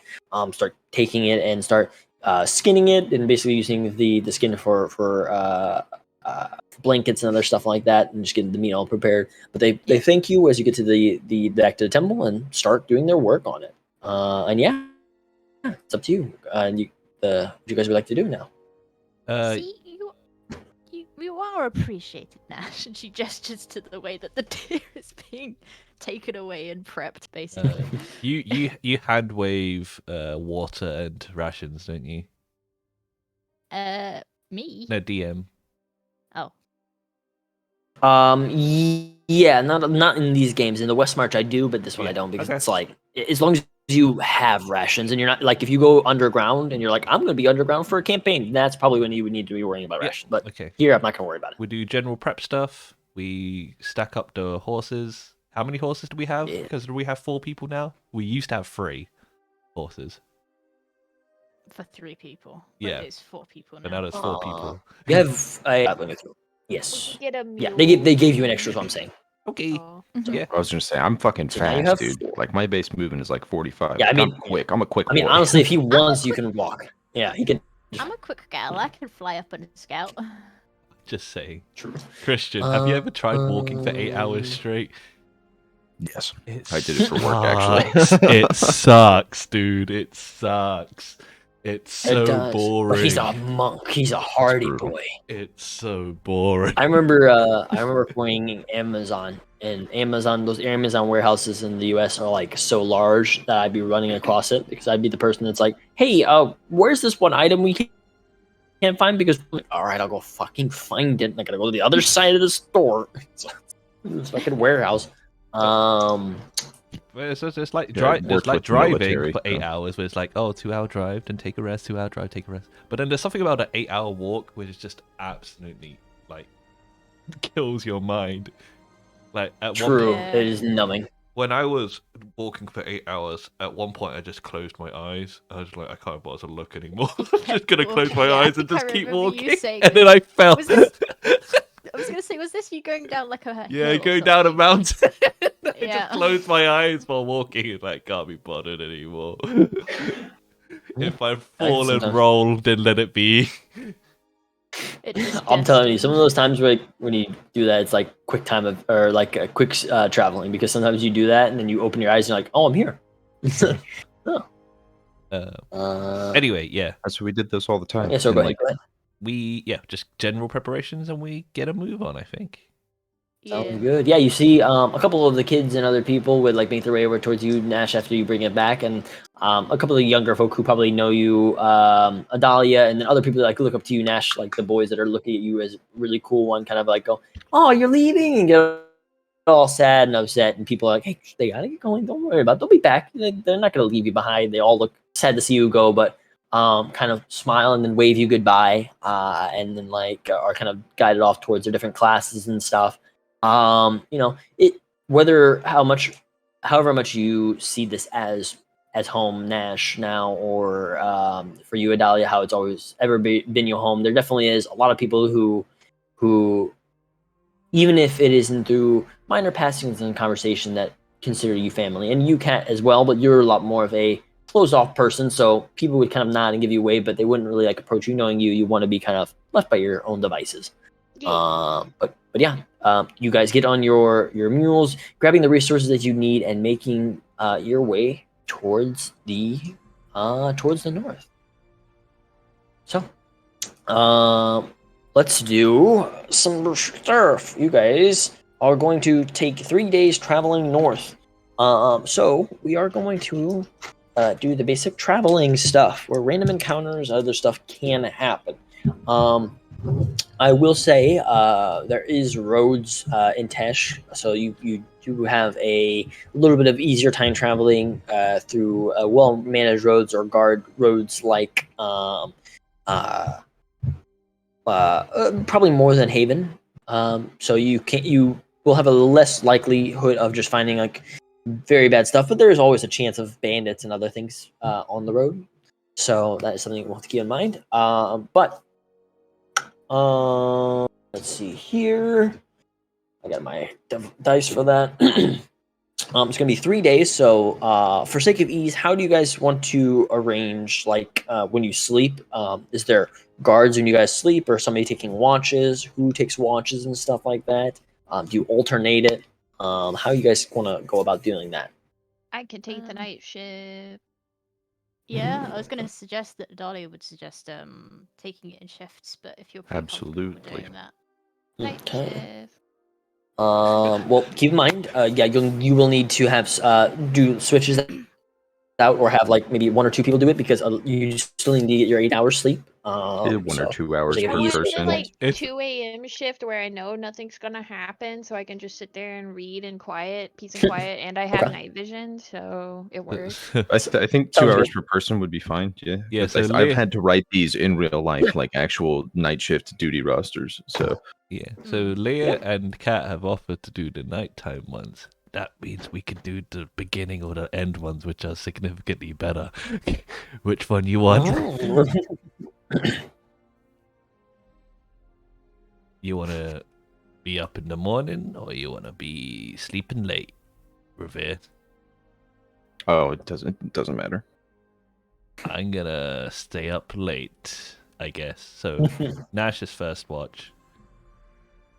Okay. For sake of ease, let's do 3 perception checks from each of you. Because since each of you will be taking watches, and there'll be 3 nights that you guys will have to travel One, to making your way 2, there. 3. Those are my 3. Okay. Oh my. 1, There's my 3. Don't worry, got it. Oh, middle one was bad. 3. Okay, and then you can't. 3 perception. Yeah. Hmm. Ooh. Okay, first one then. Okay. Distracted by book a lot for the first 2 nights. It's okay. Okay. And now I will roll to see if any random encounters happen during those times. Night 1, night 2, and night 3. Okay. Let's see here. And then it would be Nash taking first, Adalia taking second. Yeah, No. let's do 1, 2. Yeah, Adalia 3, taking 4. second. Okay, yeah, I gotcha. 1, 2, 3, 4. Okay. Hey, so first night out, you guys travel for about 8 hours, traveling on a road leading to the northeast, to the town that you need to head to. You after going about 8 hours, decide to rest. You go towards the probably off towards the side of the road, setting your mules and getting all tied up. Do you make fire or not fire? I'd say fire. Yeah. Not Okay. on my shift. I'd You let said it was, like, burn out to wintry, right? embers and wouldn't watch it. Sounds good. Oh, if it's wintry, then we'd be freezing our asses off. February. Well, it yeah. is like yeah, it's You like said February, yeah. mid-February, so it's cold. Yeah. Bundled I up, would. and I have fur. Yeah. You're also heading north, which gets colder and colder. So I mean, yeah, it would be time where you're just like, yeah, I just want to bubble it up a little bit. I mean, I know a thing or two about more tactical fires. You know, Yeah. we do. What is it called? My brain. Anyway, it's like the fire pit in the ground, and you make a second hole that goes to it. Right, Okay. like a smaller hole, like a little tunnel that goes to the fire, and then like wind and stuff will feed the fire while keeping it low. Mm. If I can apply that real world experience, they're kind of a pain in the ass to build. I won't lie. Okay, okay. Well, let's see here. Do you need... But they get real warm. Let's see here real quick. It's 4 people. If you make a fire that's self-servicing, I wouldn't mind, but I would definitely not be tending fire while on my shift. No, Understand. Dakota stoves are easy peasy. Like all you gotta do is drop a piece of wood on there. It fuels itself. That's cool. All right. Let's Oh. take a. I found a diagram of it. Hold on. Sorry. No problem. You go ahead, take it. Let's take a 5-minute break. Because I'm also gonna have to do some rolls. Because it looks like you do hit 1 random encounter, so I have to do some stuff for it. I'm Cool. gonna use the restroom, and so you guys, if you need to use the restroom, get a drink or anything, go ahead and do that, and we'll be back in a couple minutes here. Just get everything set up. That way we can take a little bit of break. Be right back. But yeah, real world reference. Those little Dakota stoves. I built a bunch of those in real life. Like at work, like in the field, because like you don't want a big fire while you're literally on guard, right? Because like we would be up on guard but freezing in the winter, and you got to be out there for a couple hours a night. So we would build stuff like that where the light is really low, like you cannot see the light from a distance, but the heat is so good. Like the heat radiates out of the little hole in the ground. Fire, so that you can stay hidden in the woods. Yes, literally, yes. It is keeps the light low, but keeps your cheeks warm. Yeah.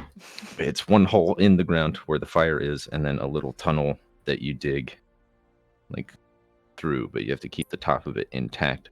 And it like smoke's supposed to go out of there too, but it doesn't always work. But yes, I say I have much real life experience writing duty rosters and actually being on awful night shifts on guard, and it's fun stuff. The only night shifts I've done have been at Tesco stacking shelves. Ain't that great? And Rixian was right. The best guard shifts are early, and the last one, because early you hit it, then you just go to bed, or the last shift, you're already up.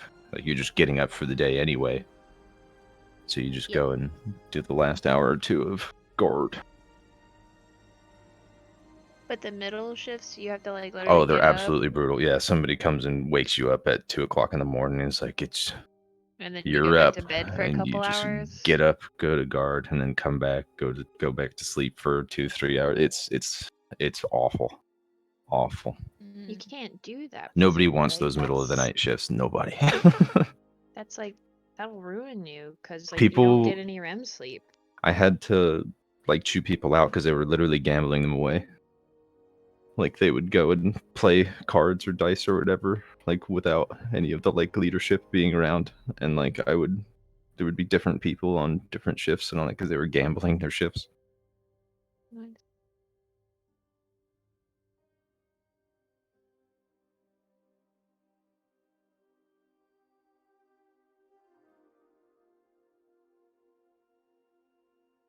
Yeah, all in all, as long as nobody's being complaining, the night watch ain't too bad. It does suck ass by yourself, and we're all doing like solo shifts, right? That sucks.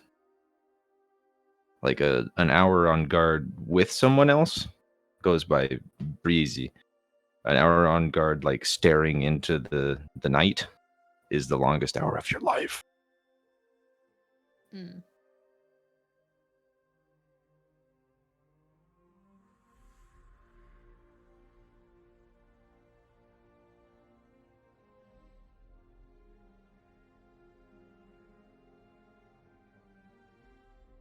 Oh, I'm worried. Watch it be my one.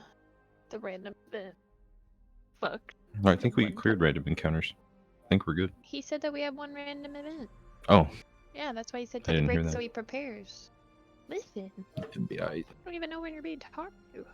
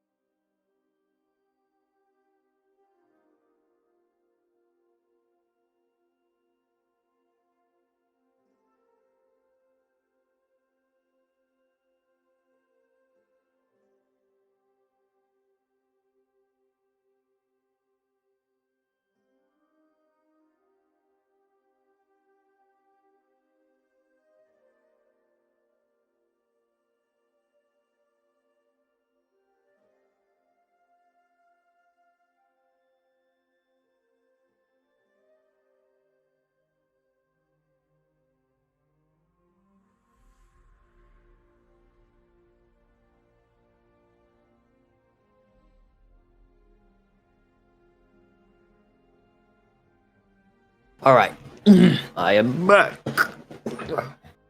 Welcome back.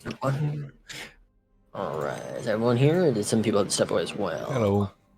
Hello. Hello, yeah. Hello. No problem. No problem. So today, I realized I hadn't had lunch today, and my family would be upset if I keep forgetting to eat because I do it a lot when I do D&D. Like, oh shit! Hmm. I had to grab some food as well. Some pasta. Pasta. Yeah, we made some sugo last night, so made some of that. Made some of that with some cheese. It's just basic red sauce, really. Homemade red sauce. Mm. Dad used to make it all the time. All right. So, TLDR, you did get a random encounter. Now we decide what type of random encounter that is. So, let's do. It was on last shift, so it would be Rahavir. That's the one who encounters it. So Rahavir. If Christian is there,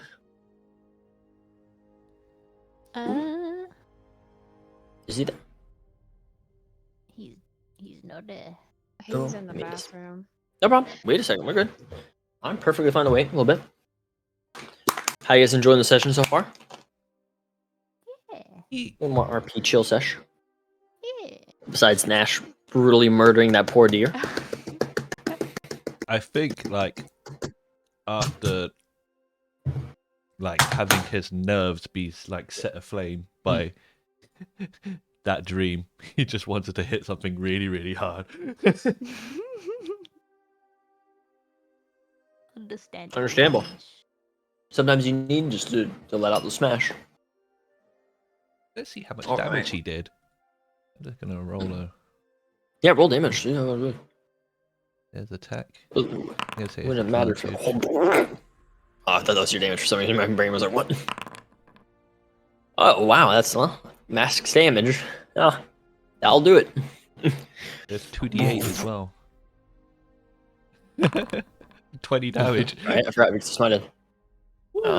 Yeah, 20 damage, yeah, on a poor fucking deer. Yeah, we'll do it. Probably 1 health deal.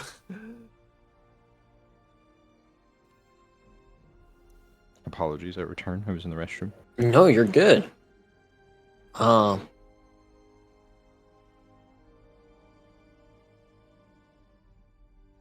Also, I'm gonna say this real quickly, not directed towards most of you, but I blame you, Adalia, because now I want to get Dwarf Fortress just from listening to soundtrack.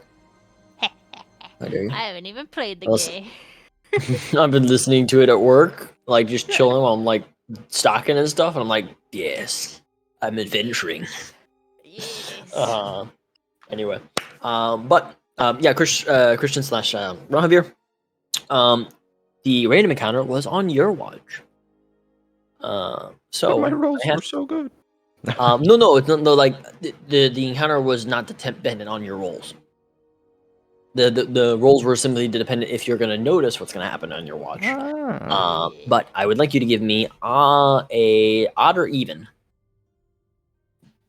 Odd. Okay. And then I need to go for this random Yeah, which encounter. night was it on? It will be the first night. I don't have a spell slot. Because I used it on a deer. True. This Let's is what see. you get. You were never gonna use it anyway, so you might as well use it on the deer. Oh, Oh, what happened? he used his spell slot, even though he was gonna need it. Oh no, right. Sorry, I was thinking something else. You said like, oh, I think something happened. Are you good?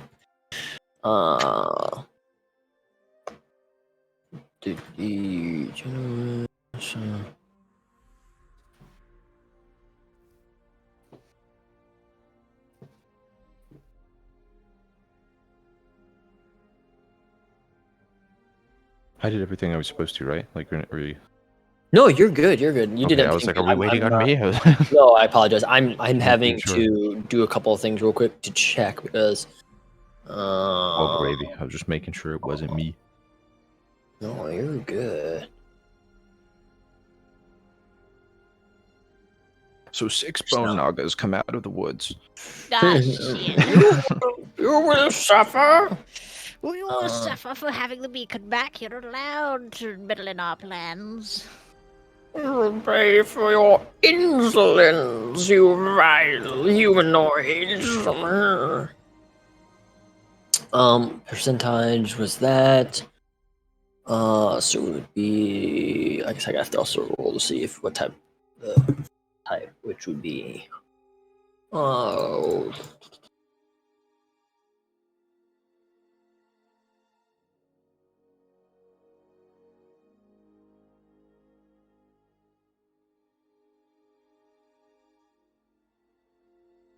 No.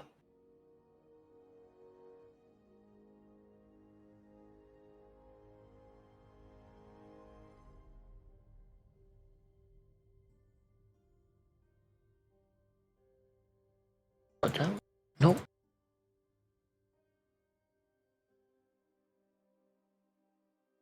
What? Sorry, I don't like that. I'm gonna fix that. That would be a thing that could be possible for here. So I gotta re-roll that one.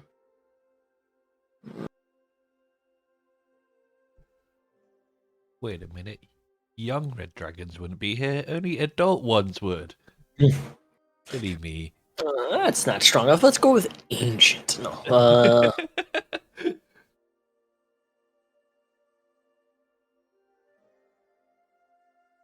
Okay, so we'll do that.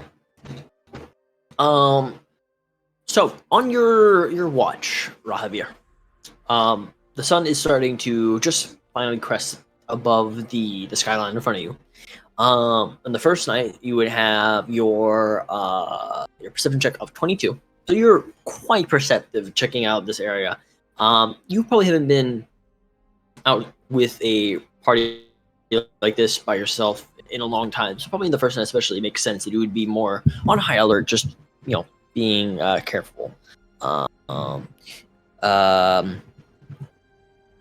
You notice as you are kind of resting, you are resting in kind of like a clearing. So there's not many trees around, but besides the road, which you guys are probably a little bit away from, you see what looks to be a small group of people that are on the opposite side of the road, that are like making their way towards the road, like basically in the direction that you were heading. They're just making their way, like basically going back onto the road, coming out from an area farther beyond that you didn't really just see, where a couple like trees were probably 50 or 60, not 60 feet, probably like maybe 100 feet out. You see what looks to be a group of 4 people. 2 kind of burly looking humanoids, or not humanoids, wow, humans with tribalistic tattoos, large axes on their back, thick muscles. They look very, I think, kind of like Diablo Barbarian / they kind of look like very Viking-esque. You see another person who seems to be kind of this more clerical standard robes. You can't really tell from the distance where, like what type of religious person they are, but they are kind of walking with these people. And at the far end, in the far back of this group of 4, you see what seemed to be a more scouty / ranger individual. My bad, this person is actually not in the back; they're actually in the front, like leading these 3 other people. And you see they kind of make their way towards the road. Let's see if they notice you at all, because you definitely notice them. With all this happening, they seem to be talking, conversing. They actually don't seem to notice you far off into the to the left, to the opposite side of the road from them. They're just kind of talking, conversing. They eventually get on the road and they're starting to make their way north. They don't seem to notice you at the current moment. And that's basically what you see. Do you do anything? Nope. Okay, yeah, you just seems to be maybe a group of travelers or people, individual, just kind of seeing you. I'll see if they notice you again as they get on the road and start kind of walking.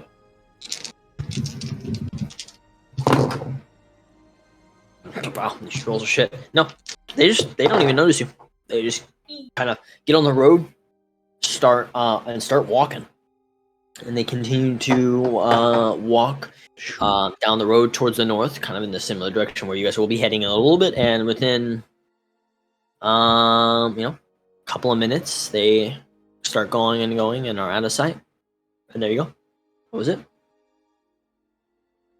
Easy encounter, honestly. Aced it. Simple. Plus 200 experience. Staring at me. Your stealth has increased to 100. You are skill level 100. It was that Dakota oven, dude. That was the encounter. Oh yeah, But it was the campfire. It was right? the Dakota fire. Yeah, they couldn't. No Correct. campfire. They couldn't see us. So, you with that. Well, also with that shit perception that they were hitting, they were not seeing anything. Maybe they were drunk walking or something. You know, maybe they were out that night, but they still had to leave in the morning. Possibly. But you'll never know. For now, these guys will make their way out. Your party wakes up, and you repeat the process on the second day, but nothing happens. Second day wakes up. You guys eat your food, your rations, making your way. The mules may be getting a little bit more annoyed after this long series of travel. You guys are, you three are quite familiar that the stubborn mules as they can be, after a while start getting like, oh god, we gotta get up and move another 8 hours. But we just keep moving. Third day passes. Those first 2 nights, especially for you, Kat, you're like not very into it. You're like reading your book. You're just like doing other things. You're not really feeling it. But was somebody saying something? I forgot to ask before we actually left. Did we get a cart as well? Because we got a cart last time. I don't think they would have given you a card at this point. They were just giving the mules for like the basic travel. Right. You can go purchase a card at somebody if you want, but they would probably use it because they need it now that they have the beacon back and they're going to need it for farming stuff and moving stuff. But yeah, you have the mules at least. Third day goes, third night passes, and yeah, all good. No random encounter besides that one on your guys' travel. You like I said, you probably would see maybe like on the second day, like you maybe would pass by like a group of farmers in the distance that are like farming away that are probably like near the road. They probably just like nod to you, but that's the extent of your travel. It's pretty sparse. Yeah, and you make your way up. On the third day, you wake up and have about 2 hours travel left before you make your way to the town. As you approach, I will ask, what is your guys' plan and stuff? Are you just gonna make your way into the town and start asking around? Do you guys, as characters, in character, discuss at all what your plans would be in that regard, or what in general you would like to do? Well, as always, Nash is armor on when visiting a foreign place, because he's a bit ittish. Doesn't trust anyone. Should we just look for directions to the church so we can talk to the Raven? Yeah, Queen Church of the Raven Queen. follower? Yeah. I feel like a place like that would be easy to spot. Maybe that's just me. No, it should be. It shouldn't be too difficult. I mean, you can do the classics we don't if we know don't. anything, do we? Innkeepers and madams know everything, so. Does Adalia or me know anything about the Raven Queen's like religious beliefs or anything? Like, do they all meet on Sunday morning and dress up and stuff, that kind of thing? No, it shouldn't. Give me religion checks. Alrighty. Just us two. Nope. We don't know anything about Raven Queen. Damn.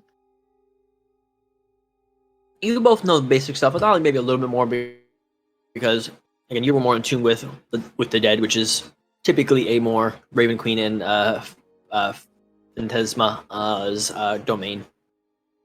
The Tugon, specifically the Raven Queen, who watches over death specifically, they have a lot of burial rites. They typically will watch over the graveyards, over the places of final resting for people. They don't really have specific meeting days. They don't typically give too many sermons per se. A lot of them are just like gravekeepers and sometimes they have their paladins that make their way across Tesh or around to make sure that there's no there's spirits, that there's no like evil creatures or evil spirits. And a lot of times when they find spirits, they'll try to like convince them to go to the afterlife or stop them from lingering, because a lot of times they don't want spirits like that lingering around if they can avoid it. But that's probably be the gist of what you know. You don't know too much. Let's see here. Let me quickly.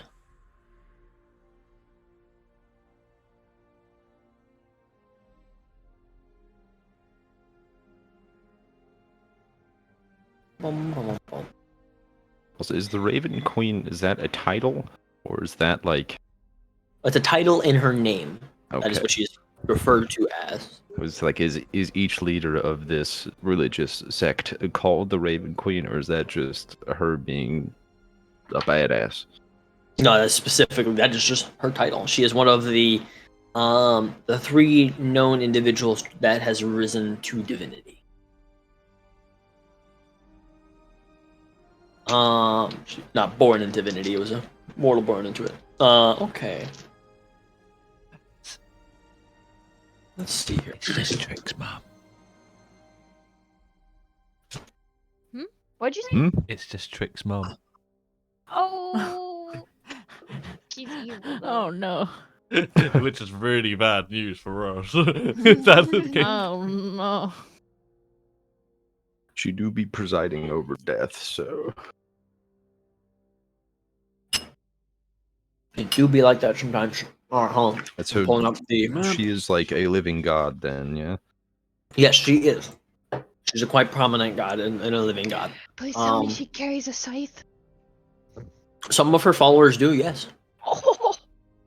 Some of them do wield scythe as either weapons or use them as just simple have other means for them. Walking sticks.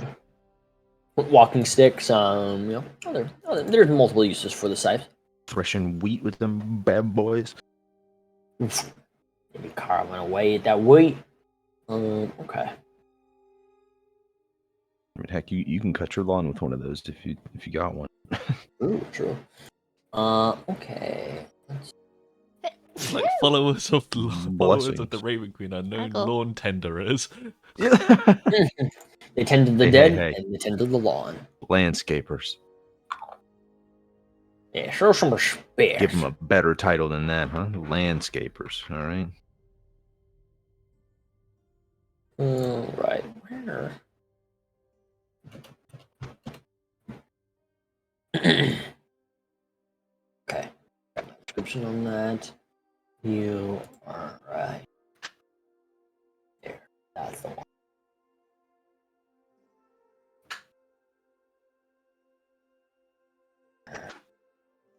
Why are you on the wrong folder? I need to reorganize my files again, because it's getting a little bit crazy.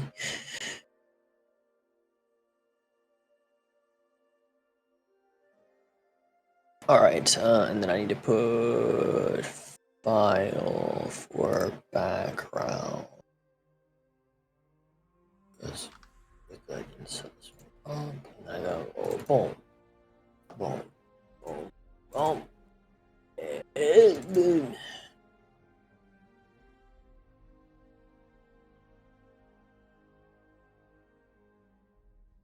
Hold on. Why are you? Are you gonna get buried? Boom.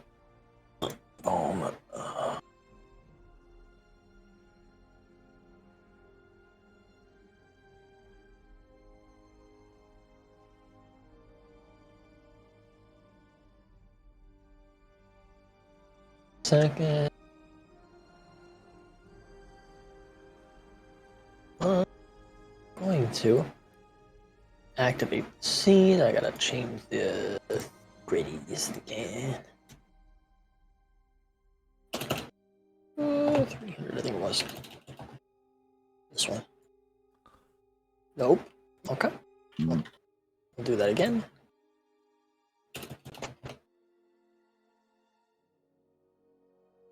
What the?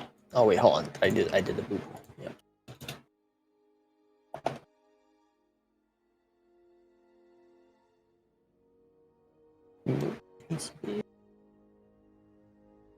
More.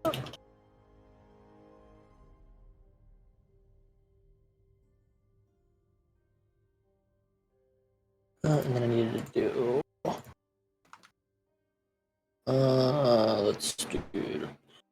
It's fine for now. More of like you just decide where you want to go. So, and then I grab your pieces to put them into the scene because I really don't have vision right now. Boom, boom, boom, and no, not cat again. I need boom and then boom. Gone. So, it's not going to be to scale because it's a smaller picture, but this is the town. Ogershire. Ogershire. Where is my sheep? This is something else. Ogershire. Don't worry about that. That's a typo. Typo. Don't worry about that. Strange way to spell orange. It's a change. It's a change of ownership recently. They haven't changed the title and the thing. Yeah. Righty. I'll just edit that out later. It's fine. The picture's already small enough as it is. I didn't want to try to like cut it down more. Anyway, so maybe I can find a bigger picture later on, but I'll fix that. All right. It gives me a gist of what it looks like already. Yeah. But this is the town. It's a decently sized kind of middle-sized town. A stone wall about 10 foot tall surrounds the entirety of this town. You can see it's in a slight bit of a hill from the areas around it, but it's mostly in a open grassy area, similar to the other places that you have been around recently or you've traveled around recently. You see that there is a little bit of traffic at the front gate going to and from the city. So you see just a assortment of people going there and here and there. Where I put your pieces is basically that main road which leads up to the city. And yeah, you guys start approaching with your mules, making your way there. You wait for just a couple of minutes as people are kind of checked by the local guards there, and are kind of like asked basic information and questions. You guys make your way forward. Ooh, my mic fell. That's why I was being a little bit weird sounded. But you make your way forward, stepping up towards the gate. Which one of you approaches the guards? I will. Nash, the face of the party. That's me. You have been chosen. Hello. The chosen one. Well met, traveler. Oh, wait, you're not traveling. I'm traveling. Yeah, I think you mixed that around. But, anyway. Nash, I know it's been quite a while on the road, but you haven't lost it already, have you? I've always lost it. Oh, okay. Anyway. Is your friend gonna be okay? The guard points to him, he looks, he's about to cry. Yeah, we're on business. Of the church. Yes. Which church in particular? See, this Well, is like probably like a younger human guard of sorts, nondescript with black hair, green eyes, and just kind of simple leather armor. We hail from Palos and represent Icarus. There we go. Oh, that took a while to get. He says as he nervously side-eyes Leah. Ooh. I'm glad I remember that one. Okay, yeah, represent Icarus. We've come from the Church of Pelor, and Father Icarus has sent us this way. Unfortunately, I'm not very familiar with this Father Icarus. Sorry, that's not his voice. Not really familiar with this Father Icarus. Well, how long are you guys gonna be staying? Depends on the nature of the issue. We need to find out a bit more first. Understandable. Do you think that just rough estimate? Do you think you'll be here a week? Think you'll be here a month? Think you'll be here a couple days? I mean, even if you don't know specifically, you don't need to give me a full date. I just need to know for my notes. I was thinking 2 to 3 days, but you started with a week, so I'm gonna go with a week as well now. Well, typically, if people come out this way to this kind of relatively smaller town. I mean, decent size, but smaller town. People at least stay about a week to trade their wares and stuff like that. It's the most typical thing. Maybe it runs I- deeper than we think. I think a week is a good estimate, and we'll get back to sounds you if good. we end up staying longer. I'll write it down here. And he kind of looks at you all. He's like, "This is not to be too rude." He does look at Nash in particular, though. You are a very strange group, and I'm going to be completely honest. You seem to be well spoken, but you're probably the first Knoll that I've ever seen to be well spoken, and that's not to be. Okay, actually, it is pretty racist. But what I'm trying to say here is, I'm just wanting to make sure that you As understand he's our rules and continuously customs. Talking, Idalia is just hard staring at him. He's like, and also you staring at him has got him a little nervous. I'd just like to say that a couple of rules for the town, very simple. You probably into other towns as well. Keep your weapon sheathed at all times. If somebody attacks you, you have the right to defend yourselves. Magical spells or even clerical spells used on an offensive measure or to damage or hurt people or personal property will result in a fine or possible jail time in the town jail. If you need anything or have any problems, feel free to report it to the local guard, and we will do what we can to help you out. And also, because you are, for lack of a better word, a unique group of individuals, you may have some unique onlookers that you may be used to. Don't pay any mind if there's any people that are rude or a little bit strange to you. Feel free to let us know. He tries to say, he kind of like rubs his neck. This guy you seem is like, he's probably a younger guy, maybe in like early 20s, maybe. Yeah. He kind of like Silver rubs his would neck. probably comment while pulling up a hood like racist humans, I'm shocked. Yes, I would say I would be completely. You may do what you wish, Sir Knoll, but I would recommend a covering. Let's just say that we have had our fair share of run-ins with your less civil kind before, and some people may take them less kindly to you than maybe your other compatriots. He knocks on his crown. Dunk, dunk.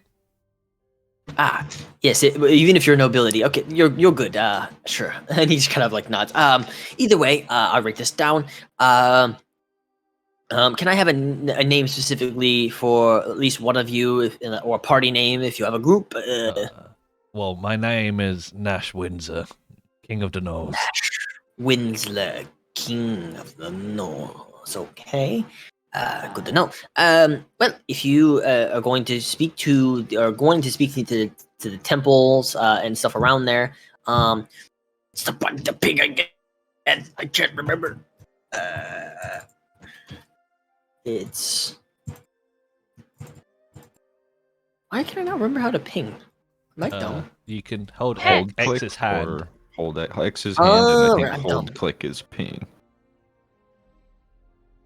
Okay, so he basically says, if you head over to this side in this district over here, there's these series of houses and buildings, smaller buildings, but they are yes, Spinner, yes. But you go around there. That's where the temples are. If you're wanting to speak to Paylor, I'm assuming since you said you had the connections to him, that's would be the place to go.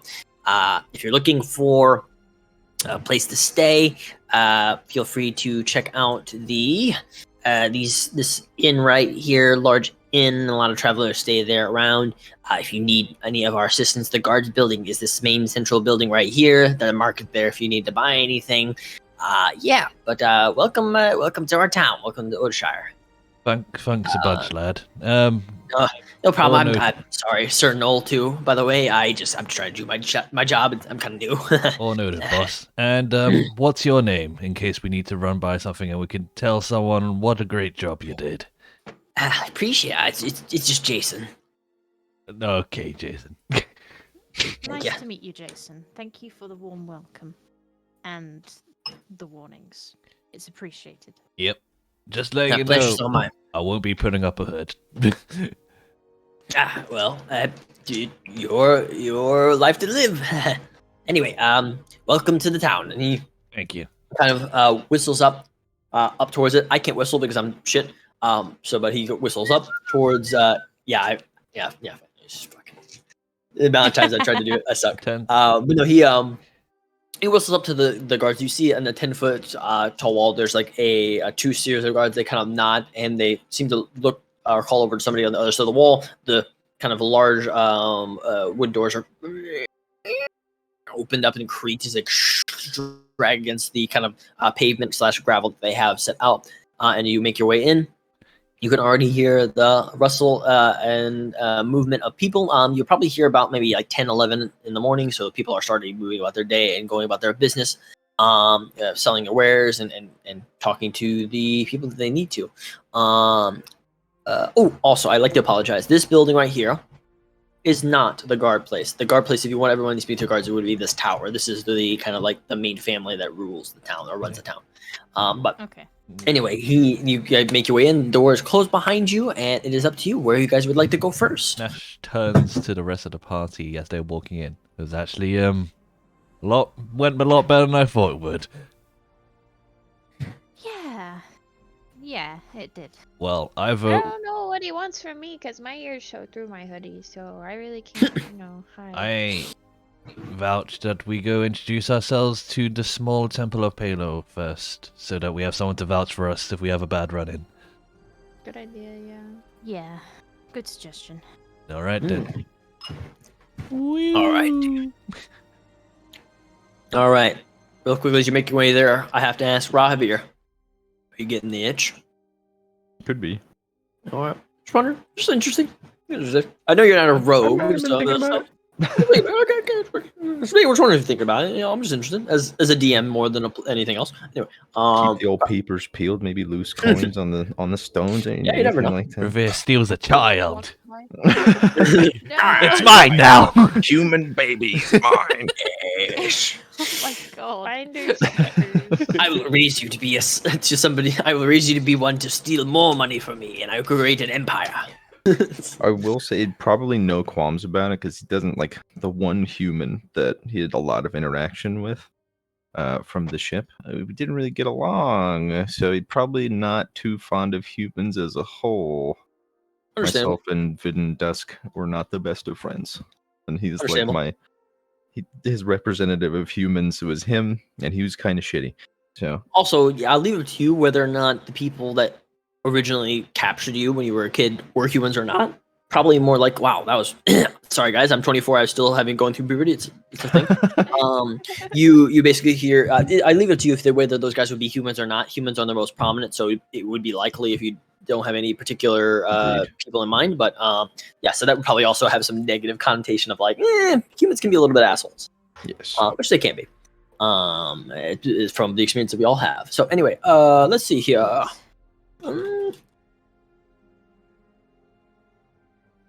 Okay, so sorry, just pulling my notes out here. So you travel through the town of Orshire.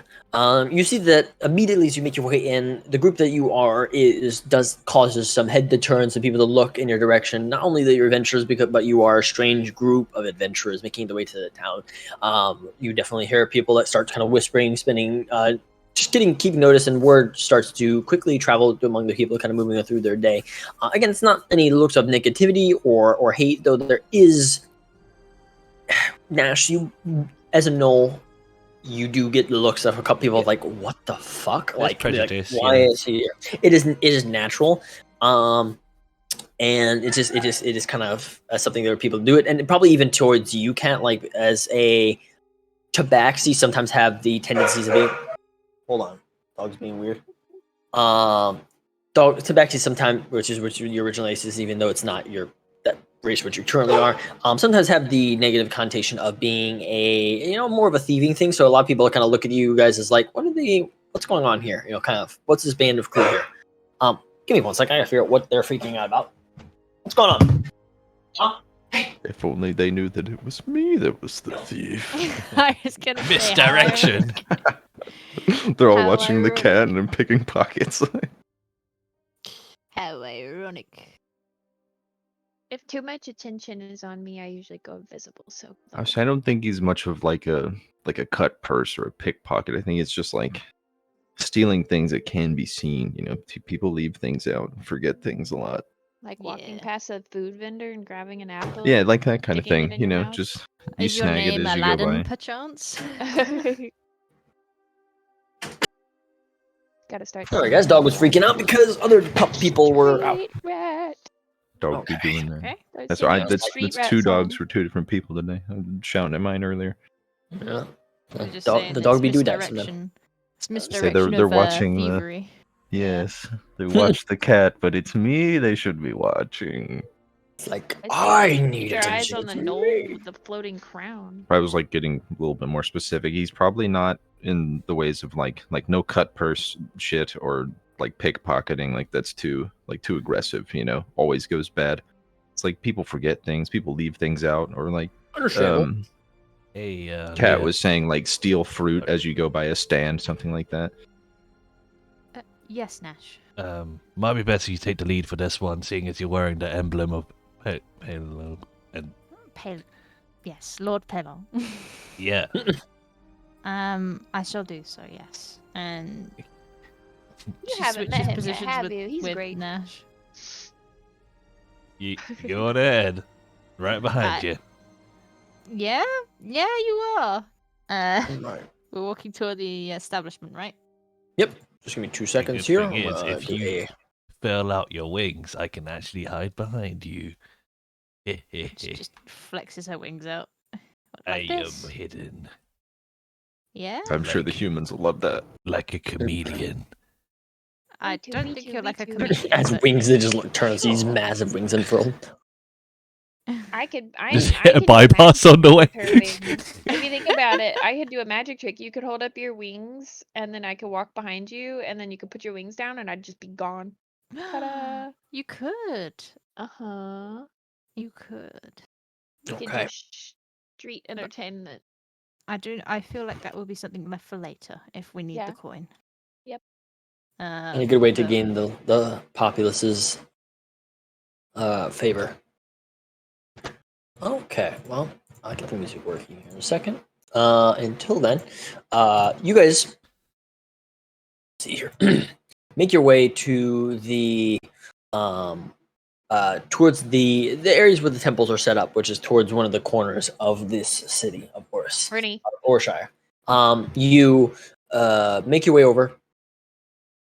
Traveling through the town, people kind of give you looks and nods, but it's definitely kind of like, oh, interesting. Well, people that are entering in, but they go about their day within time. Excuse me. A lot of the pasta burping. But you make your way towards the temples. As you make your way towards the district, you start seeing more and more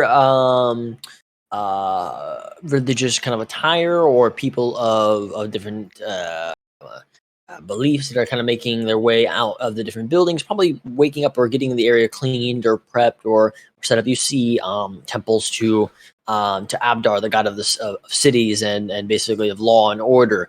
You see Palor, you see Bahamut, you see Sarenrae, you see the Raven Queen, you see a temple to Cord, you see all these different temples of different gods from here and there that are kind of sprawling about here. A lot of them are just like smaller buildings, probably like 1-story little wooden houses set up for things. There's nothing that's really immaculate in any of these buildings. They're kind of just standardized to like have a place of worship for particular gods that you want to go and worship to. So they're not incredibly big or even close to the size of the Temple of Palor that you're a part of, which is a very much like a bastion of Palor's might of Palor's glory. Yeah. But you find one of the buildings of Palor, which has his symbol kind of emblazoned upon the kind of wooden door there, a small window leading in at the very top that kind of lets light shine directly into the building, and the door which is partially ajar and open. And yeah, feel free to step in if you like. I would like to lead the way, yeah. Just Okay. So, let's see here. I'm going to put him in our chat. So you open into the door, leading the way. You see it is a small, simple church area. Pews that are kind of set up, 1-story. Probably could fit maybe about 50 people or so in there if it needed.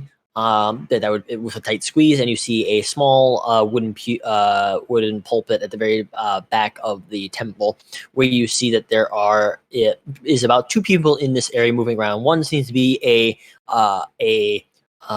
younger girl, probably about 10 or 11, who seems to be cleaning stuff and moving around, but you see they're kind of like cleaning, and then they kind of look up towards the person at the pulpit, and then they just start kind of like putting the stuff down. They're like playing with toys occasionally as well, like going in between like cleaning and playing with their toys or having some fun. But they're kind of like cleaning and stuff around in just like simple kids' clothes. And they kind of look up and they're smiling up towards the person in the pulpit. The person in the pulpit you see seems to be a human, middle-aged, with a goatee. You see or not goatee, more of like a full kind of beard strap, bald head. Looks more like a warrior than what you would assume to be a typical person of Palor. He has this kind of like leather armor and tunic. You see a shield which is kind of leaned up on the side of one of the walls, and a sword at his hip. The stuff that he wears is a lot more of a attire that would be for something of a warrior, but he also has like stuff that looks like very farmer-esque. Like he probably is maybe going to go to the field to go get some to help with the farming of the nearby area. And I'm going to put his picture in there. Oh. I'm going to put it in. I'm going to put this one in art chat. For now, in art chat. Boom, boom, and boom. Don't have a picture for the kid, but this is what this guy looks like. So that's what you see. Pointed ears and stuff like that, maybe showing a little bit more of a half-elven descent. You see a couple of cuts and gashes that kind of appear through the chest, and like that, basically that necklace hanging from his neck, instead of what showing in the picture, you see a symbol of Palor kind of blazoned upon it. You see he's kind of cleaning his weapons or something. You see him sitting back, kind of cleaning his weapons. He looks up towards the girl, and then looks up towards you as you enter, and immediately he has this kind of like curious look. His eyebrow raises. He looks towards the girl. Samantha, go to your mother. And she looks toward him. Yes, father. And kind of makes me looks towards you. She's like, ooh, and looks towards Nash, and then looks towards Adalia and all that. She looks and just kind of smiles widely, looking at all of you guys. She looks at Nash's crown and widely, and then she looks at Adalia in her full robe. She looks at Kat with her kind of clothing similar to it as well in the book, and then she also looks towards Rahavir. Just each one of you, she has these wide-eyed expression of like, wow. And then he's like, go on, girl. And she kind of nods and makes his way out, and he kind of nods. I apologize for my daughter. She can be a little bit enamored by new people. He kind of steps up. What can I do for you all? You see, I don't think I've seen you around town before.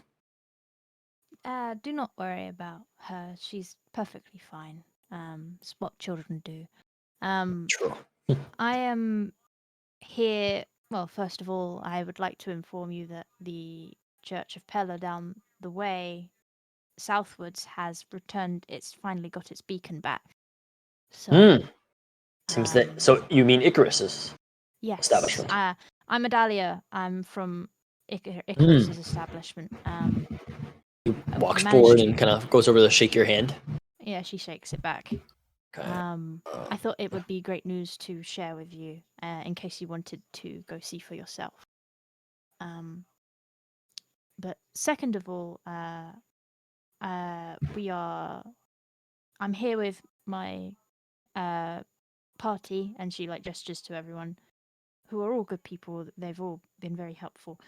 We're mainly here to see if you had any word on any other information of disappearances of any other religions. I've forgotten the word. Religious symbols, that kind of idea. If there's any word on that you had, any information on that would be greatly appreciated. Well, assuming you already know a little bit since you came all the way out here. Yeah. Raven Queen's temple recently was hit. Lost a tome or so, and but nothing else besides it. A little bit of money was taken from what they say, but I think the tome was the biggest hit to them. Is there any idea of who could have done it? Well, that's what the investigation is currently on. They think it could be just thieves trying to make a quick pocket. The guards have done a little bit of check around and looked to see if they could find anything more. They apparently broke in on a side window in the side of the building. Broke in, got stuff that they needed, hidden away from the main preacher's room. Took it out and made their way out. We don't know if they've left the city or not. And, there was really no scuffle, and they made it out before they saw the Raven Queen's people saw the damage in the morning when they woke up. But besides that, they're not too sure specifically on what it is. But I haven't pried too much on it. It's just kind of a local rumors going around. The Raven Queen's place was robbed. I've been a little bit preoccupied, unfortunately, with excuse me. 1 second, hold on. Been recently a little preoccupied with selling some things to help out the temple here. We're not as well funded as probably your bigger temple is, so sometimes we have to make some donations, sell, and get some stuff done. Sometimes even doing a little bit of mercenary work, and you see us kind of cleaning the weapon. Understandable. Is there anything that our church could do to help support you?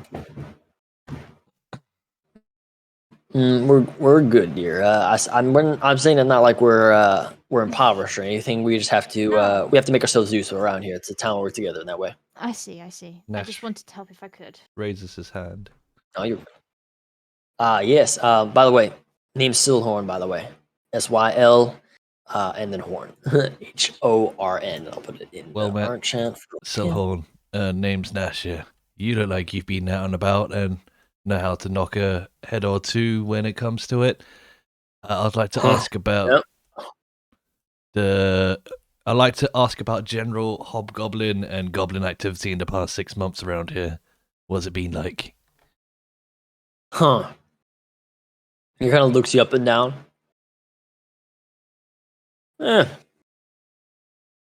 Goblins and hobgoblins are typically more of a pain for smaller towns and places without walls and not as fortified as us.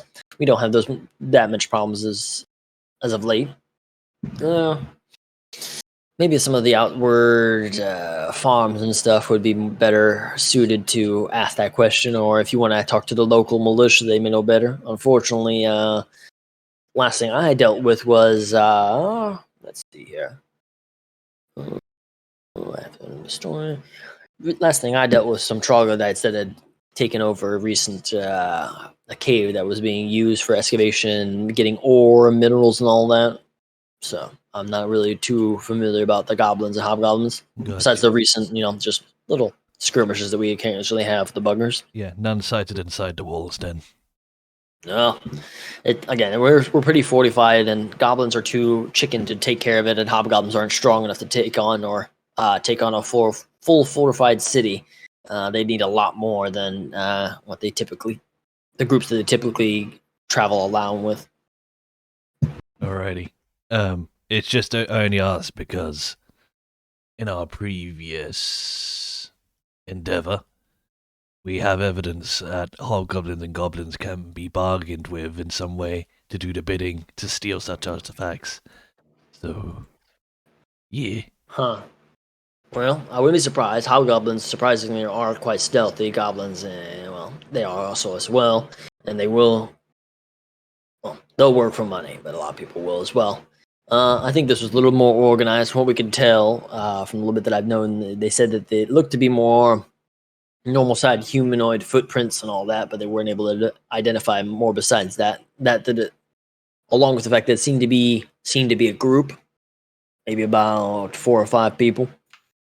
That's about it from that estimate. All right, then. I see.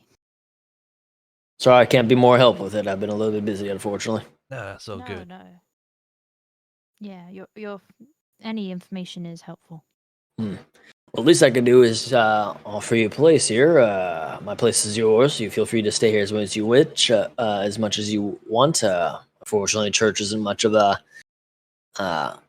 much in a state to have visitors sleeping in. I could talk to the the innkeeper, he owes me a favor or two. He can get you a good discount on a room or two, but probably about the best I can do for you, unfortunately. Any shelter is appreciated, thank you. Appreciate it. No problem. No problem. He just kind of looks at you. Sorry to be taken a little bit back. It's not too often I get a group of unique individuals coming through my door asking questions about a recent break-in. So, how long? When did you actually get to town? If you don't mind me asking. Today actually. Okay. We've pretty much just stepped in. Okay. and He believes you. I was having Yeah. him do an inside check. Yeah, he just like, oh sure, yeah, that sounds right. We've been on the road for a few days, so All right. Just- Yeah. just headed in.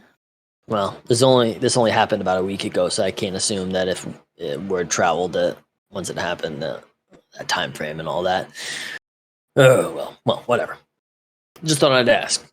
Well, I guess if there's anything else, anything else you want to ask or want me to do? I mean, Adalia looks to the party to see if they have anything they want to ask. She's drawing like nothing. All I have to ask is, do you have anything to read? Oh well, besides just regular religious scripture that I'm sure you're probably already familiar with, not much. If you want to find stuff for reading, there's actually a decent sized library, and he points it out as he pulls out the map that he has. If you head up towards the north, the small state was set up by the owners of the town. I gotta keep looking around at my notes for all this stuff, since creating a town sometimes can be like that.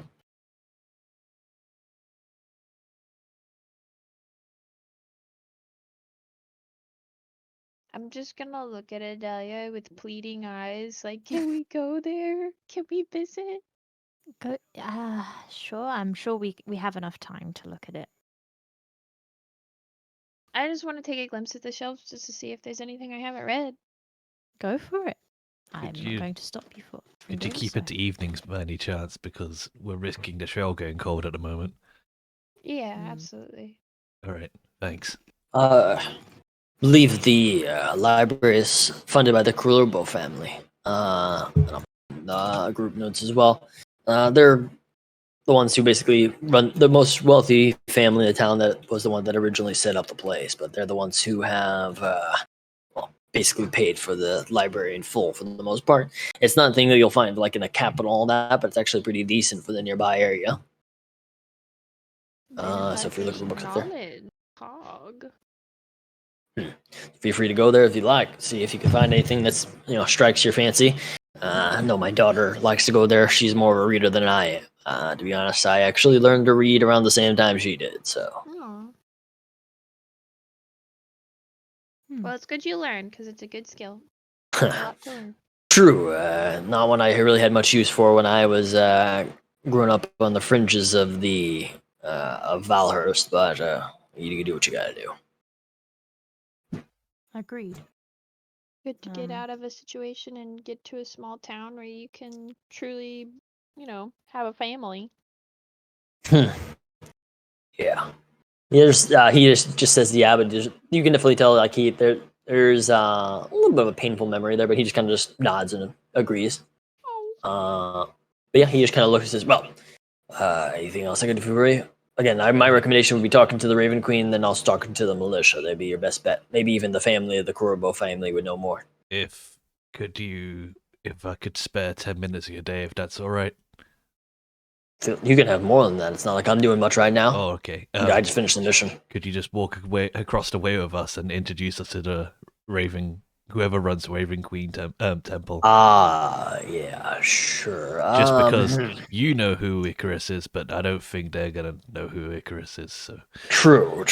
Well, don't really interact with them much, to be honest, but I will see what I can do. And he just kind of nods. an introduction would be great. We don't need much more than that. True. Yeah, I can make something work. You can see he stands up. He kind of like, puts his weapon down and kind of sets himself forward. He's like, well, follow me, I guess, if you don't have anything else. He makes his way out and leads you down. He leads you down the road to the left a little bit more to the building at the far end of the town. You see there's like a small tower, and you see there's like a small gate that's kind of closed off on this road right here.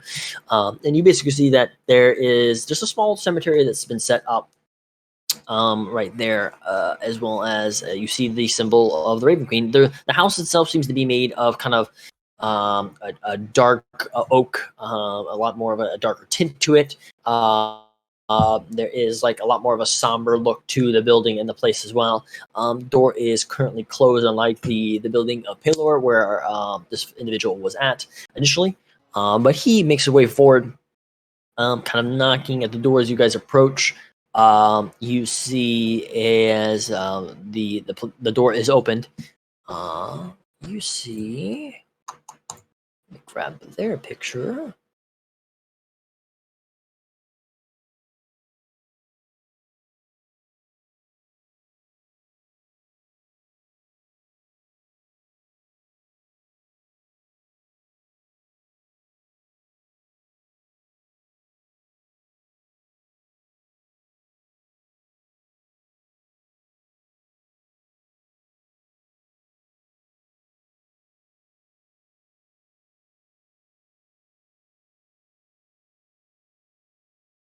The group notes I need to put in art. And there. You see a person that makes her way out. That you see, it seems to be a younger female, maybe again early 20s, similar to the individual that had been at the gate. Short, cropped black hair that kind of comes right towards where the chin line is. Glasses upon the face, almost kind of a very white, almost porcelain face in her design with makeup and everything. Wearing a kind of a long flowing, mostly blackish kind of dress with a little bit, or dark blue dress actually. This is what you see. A couple of rings on her finger. She seems to be kind of pretty well kept. But that's what you see from her as she steps forward. And you see this individual. He, as he kind of knocks the door, he kind of looks confused. He's like, Alexa, is your family in? And she's like, well, no, unfortunately, at the moment they're at the guard post, speaking to the militia more, trying to get some more finer details about the break-in. And she kind of looks past her shoulder and she goes, my, that's how rude of me. Hello, I'm Alexa. My family runs the church here in Orshire. I don't think I've seen you all before. He says, yes, these are new adventurers coming in. They're actually here to ask about the break-in and all that, so I wanted to introduce them. And she goes, oh, really? That's wonderful, I guess. More people that can help out, the better. Sure. She's like, you come in. And she opens the door, and you guys make your way in to a pretty lightly lit room. Probably there would be dim light around. Very much a. It sounds gives this feel of kind of like a funeral place. Somber tones, dark colors, not too much light that kind of seeps in, but a little bit that does through the little bits of windows and the curtains that are drawn. You make your way through, and you see a small couple of pews set around, similar in size to to his building. And he kind of looks at you all and says, "I'll just stand to the side. You ask what you want." Alexa pretty much helps run the temple herself, though her family are the ones that still do all the more direct stuff of the city. She's working to take over, though. And she says, "Yeah, still got a lot to do, though. What can I do for you?" Well, hi, I'm Nash here. Well, just wanted to let you know that we've actually handled a case like this just previously, and at the moment we're 1 for 1. Oh, no. And he winks at Adaria because our case took 2 years. Well, that's wonderful. I'm glad to hear that. I'm surprised that you came all your way to such a place like us for us. But I mean, if you said this has happened to other people, I could guess that maybe investigating numerous people, right? Correct? I was going to say, you're in the situation that we were in not too long ago. It seems to be that this is not a problem just that you're facing as alone, to say. It seems to be that multiple other people, other religions as well, are having the same problem of a artifact or something of great power from their church that is of great importance is taken from them, and they are unable to locate it. I was wondering if you had any information on that would help us guide us to the same conclusion of where it could be from, that idea. If there's anyone that you noticed in... It's basically just trying to gauge, like, who could have done it, because it's all leading to one point. One organization doing it. To be honest, we are kind of a northern city in Tesh.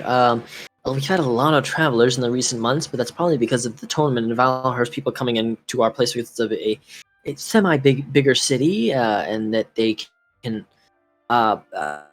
stop here for a couple of days before traveling further up to the north to another city, like the Great Basin or something like that. Mhm. It's that's unfortunately the problem. I've seen many newcomers. You were maybe a more unique group than some that I've met, but we've seen many new people or some people that have been strange or different, and had our fair shares of people that could have been problematic in the issue. The break-in happened just a little under a week ago. We've done the best we can to patch up the damage. I mean, feel free to look if you like. Maybe you'll be able to find more, but that the guards did not see. But they would be the ones who would probably know the most information. The Krolbo family has pledged to us and my family that they're doing the best they can to also help make sure that this is dealt with and taken care of.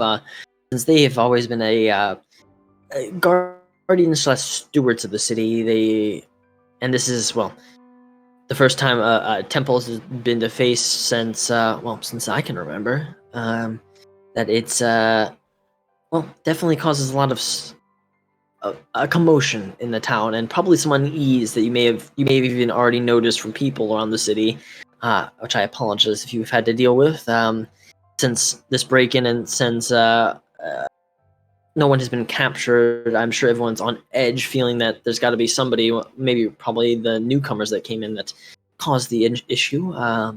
It's unfortunate as that is to see, and people will definitely lean to be untrustworthy to people that they're not familiar with. Of course. But like I said, you feel free to check out what you like. Nash is probably going to do something that's going to surprise Adalia. He's going to give the signal behind his back for Watcher. Oh yeah, Okay. and so your family runs this place, huh? He kind of looks around.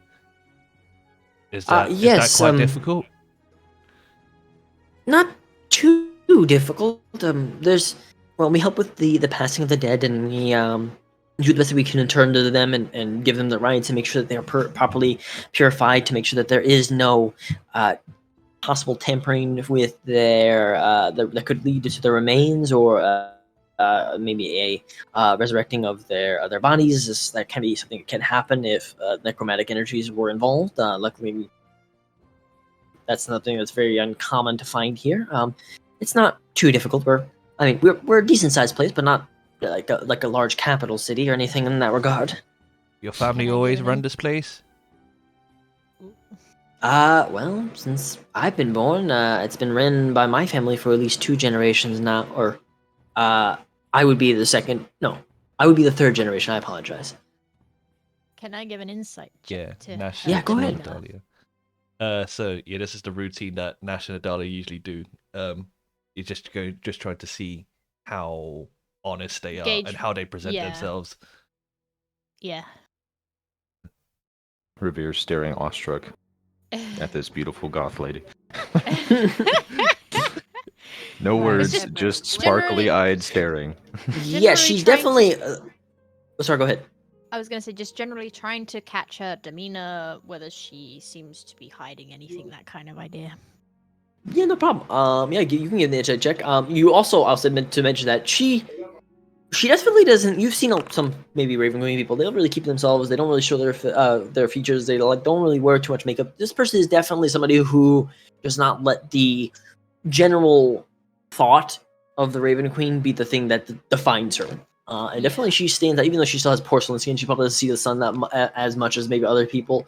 Or not maybe porcelain skin, but very kind of light skinned. She is definitely doing her best to hold herself in a public opinion that would be favorable. And you definitely tell that she also is not what some Raven Queen people, some Raven Queen priests are, which is very nervous or shy or soft spoken. She's very calm and accommodating with her words and choices to what she can do to help people.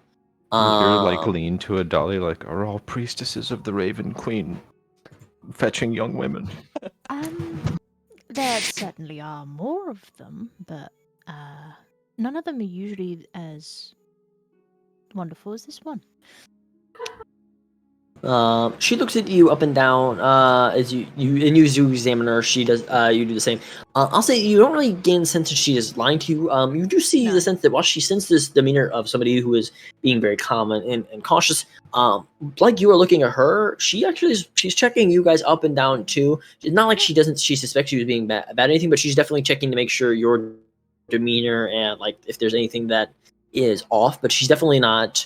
You think that with the fact that Stillhorn is here, or Slyhorn is here, that she's also a little bit more calm and relaxed. She kind of sees that like, okay, you know, like if he's here, then I can like understand that nothing bad's gonna happen. And so she's just kind of like, yeah, she's just relaxed and is examining you as well. She doesn't seem to be lying. What specifically were you looking for your insight check again? Would she? I guess it's going to be quite a direct question. Is there a chance that she'll be the type to like cover for someone, or like tell half truths?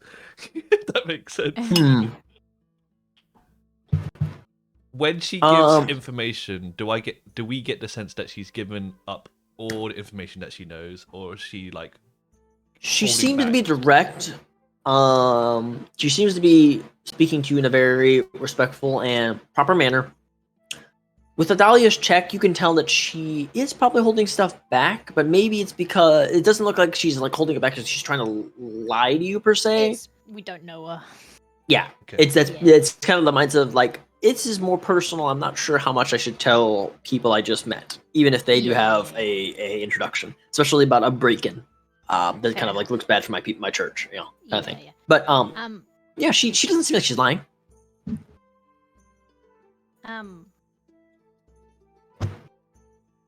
Forgotten what I was going to ask. Sorry. Okay. Brain just flatlined. You're Where did- dumbfounded by real how quickly, attractive she is. I'm glad you guys like the picture. I did like her art a lot. Wonderful. I think her art was really nice. Wonderful. Really quickly, for you, Kat, what are you doing right now? Just for sake of curiosity, since you when you enter. I've probably been looking around the room for things that I would either recognize, books to read, idols to examine, anything that just looks out of the ordinary that I would want to mess with or Okay. study. Give me an investigation check as well, but you go ahead, Nash. Something. What do you want to say? Oh, If you want to say anything. I didn't have. He would literally like look to Adalia and be like, "Is this person legit?" Or She gives it like a nod to be like, yeah, Alright. she's not like a shady person. Nash will step backwards. She wouldn't say that out loud though. Yeah, She's Nash just would like, step yeah. backwards and let Adalia lead the conversation. Oh, Today's not my day. okay. Well, I mean, if you have nothing else. else to say, I can always just check out the break-in as well. I was going to say, yeah, what manner of whereabouts did the break-in happen? Because the way that the manner of the beacon's disappearance was very stealthy in nature as well. I'm wondering if it's the same kind of operation that was done at our church, at the Church of Pella. The Church of Pela was affected as well. Yes, I'm Hmm. from Icarus's church. I'm Adalia. Oh, that big church to the south. Yes. Well, I've heard of it. I've never been there before. I've heard it's beautiful. Oh my Thank god, you. we attend a I- mega church. Ah! I appreciate the kind gesture and the kind words. We've only very recently managed to get back our beacon, like very recently. Ah, well, congratulations on that. Thank you. I wanted to try and get a better understanding of who took it, and I wanted to extend help if I could try and help you get your artifact back. So I was wondering if you had the same type of break-in that we did. She steps forward and kind of grabs your hand. I appreciate your help, dear. It means a lot to me to know that there's other people that have gone through this situation, that my family, especially my parents, are not alone. I'm sure they'll be happy to hear that. They've been worried sick, and they're I kind of fear that in their early age they shouldn't be having so much problems to have to deal with. So it's good to know that there's other people that are looking to right the wrongs that have been happening recently. And she kind of lets go.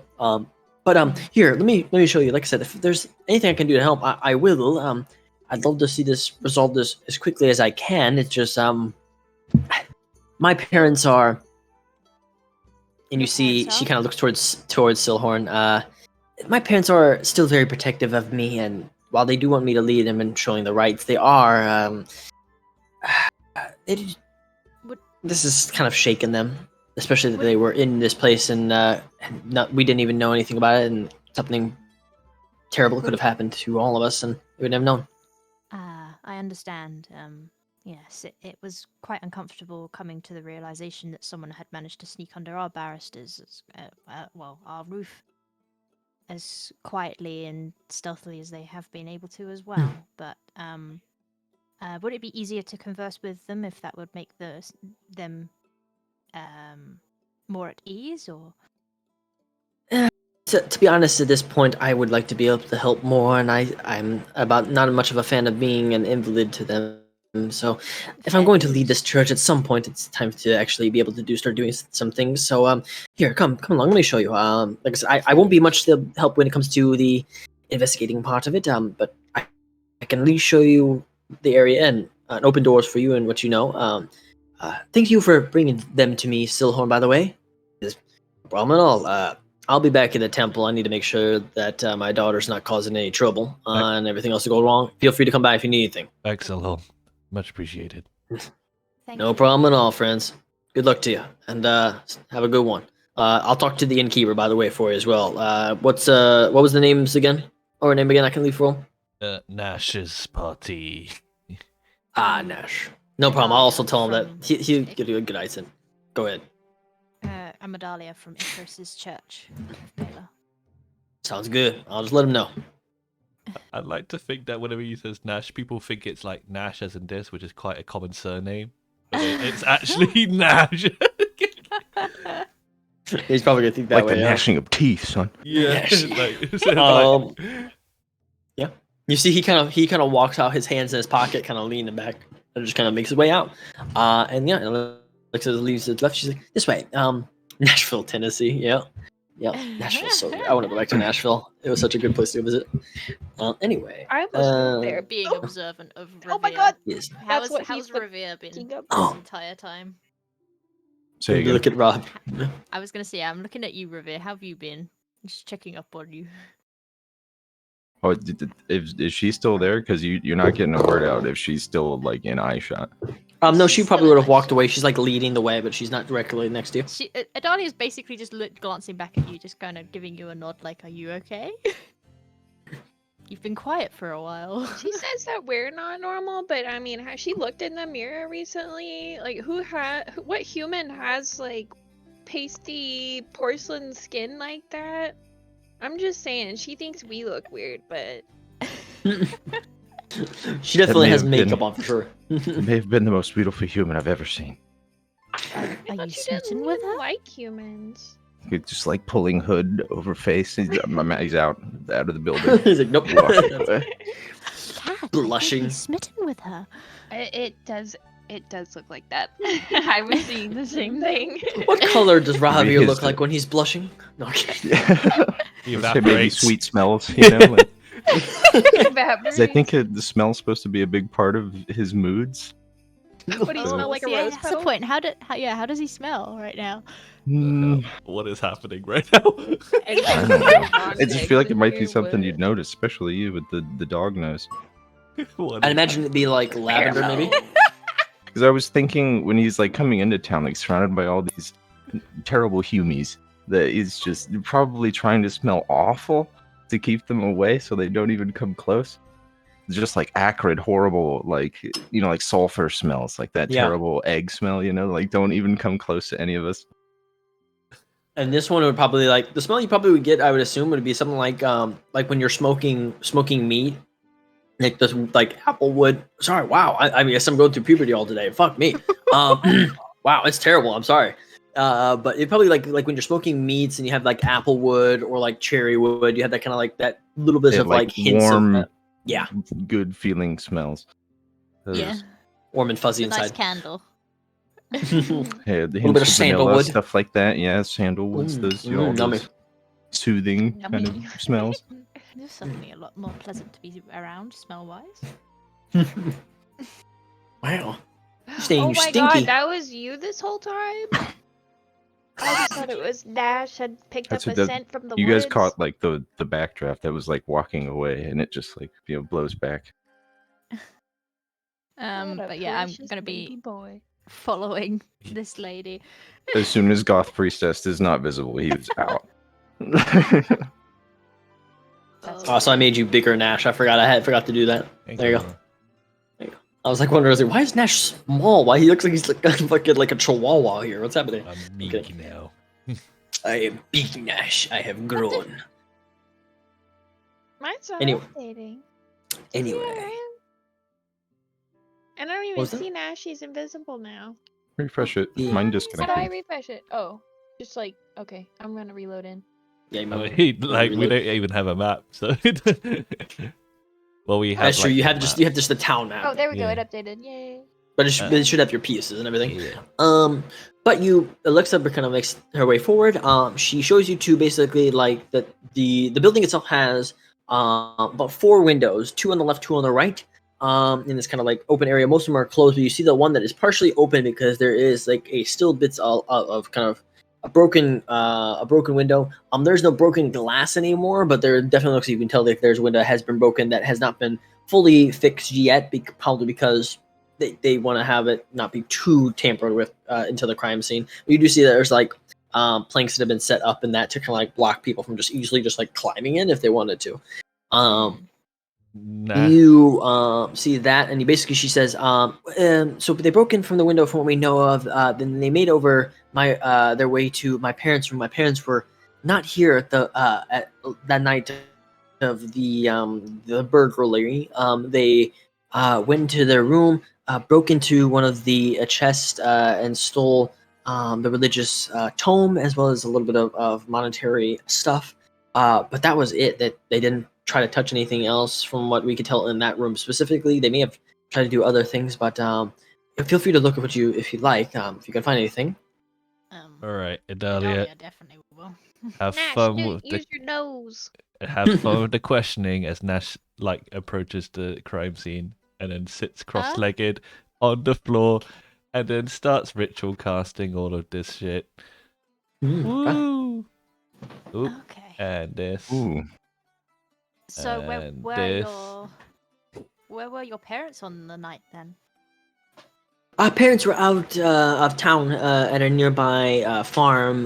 One of the children had passed away due to disease, and the family was going there to help make sure that they were properly entombed and make sure that no things of like necromancy or other foul play had been in order. Nothing had happened, but they were out of town, unfortunately. Only going to be gone about a day or 2 or at most. So it was just see. probably unfortunate. Just wondering if it was like an event or something that could be easily planning if they were out. Well, if people would have asked, they would have let them. They would have let them know. They weren't really hiding it. So I mean, I No. guess if the people who did this asked around, they would have known. That's something I really thought about, though. Looks to be like they were monetarily incentivized, but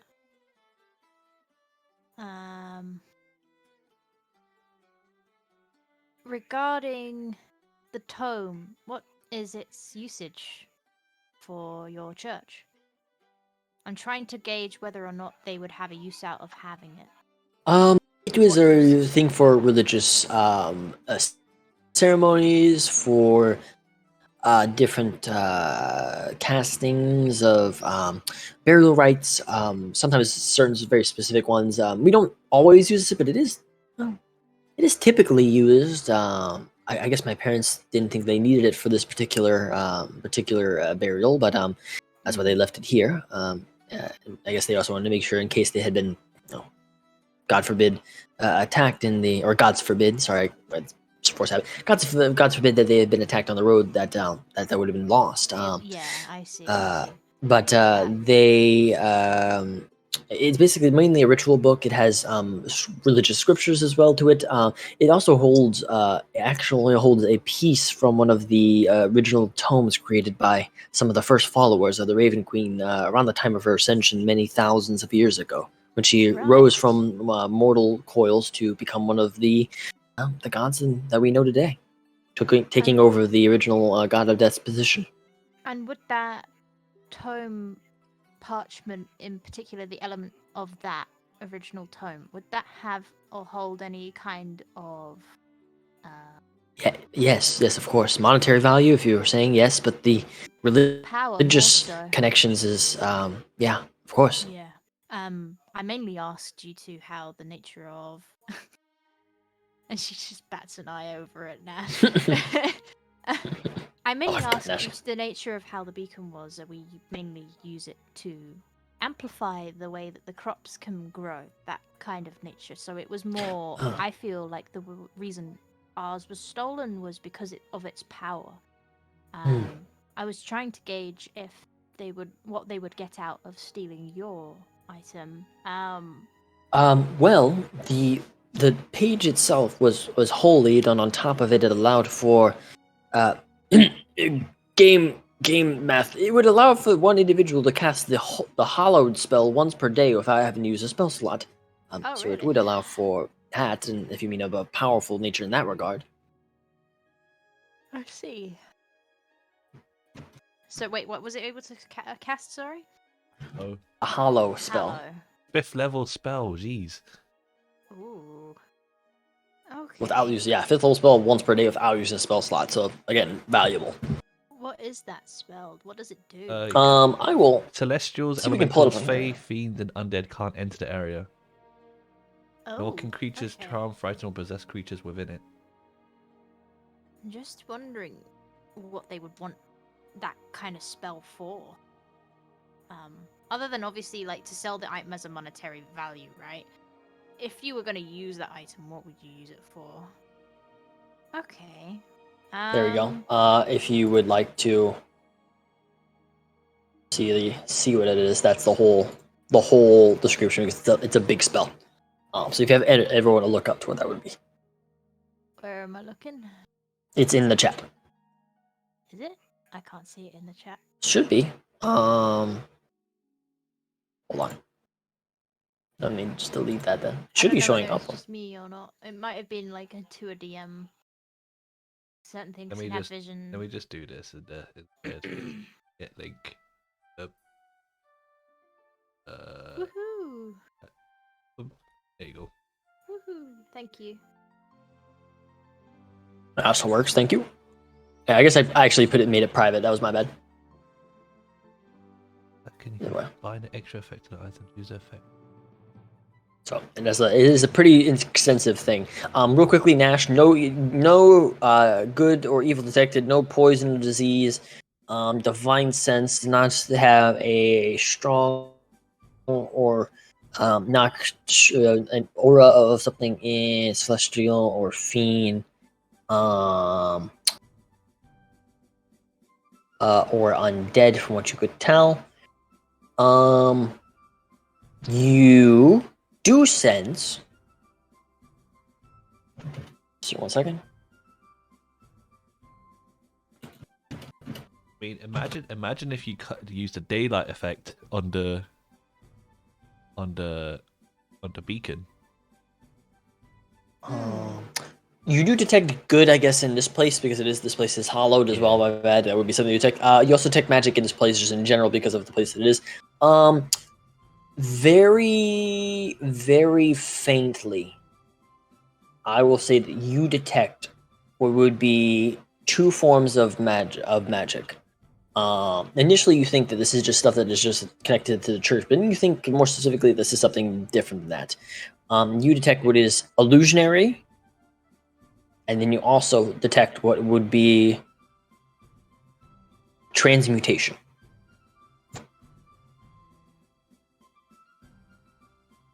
Okay. Hey Leah. I got She looks over. I got traces of illusion and transmutation magic being used here. Oh. He turns to Alexia. Any of that being used here recently that you know of? Well, we do make sometimes illusions in the use of religious sermons and stuff, but in this room, I don't see the point. And then transmutation, I don't think my parents can use transmutation that I'm aware of. I'll say because it is so faint too, you cannot detect exactly where it's coming from. You just you can sense that it is in this room. Sorry, go ahead, Kat. I just said my ears perk up at the talk Mention of the magic, illusions. Would they have left something behind that's transmuted? I'm like within earshot of Nash, right? Yeah, I'd say Yeah, you so, would probably be if in you the want same me. area. Yeah. Yeah, I am. Okay. Can I walk up next to Nash and request if I could do an Arcana check? I mean, I'm not the DM, but sure.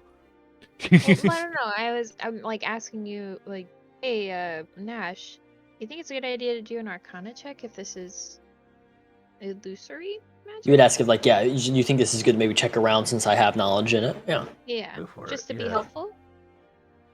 Yeah. Because Give me an Arcana check with advantage since you know from what Nash said that it is here. Like it's not like you don't think it's in there. So I'd say give me an advantage check. Ooh, nice. That's what we like to see. Yay! Are you doing it on the illusion or are you doing it on the transmutation? Illusion. Okay. Sorry, my I ears are doing see. the illusory stuff. Okay. I'm sorry. That's fine. No, you're good. That makes It's sense. a cat thing. The illusionary based magic you see here is indicative of a couple things. One, it's indicative of somebody who used illusion to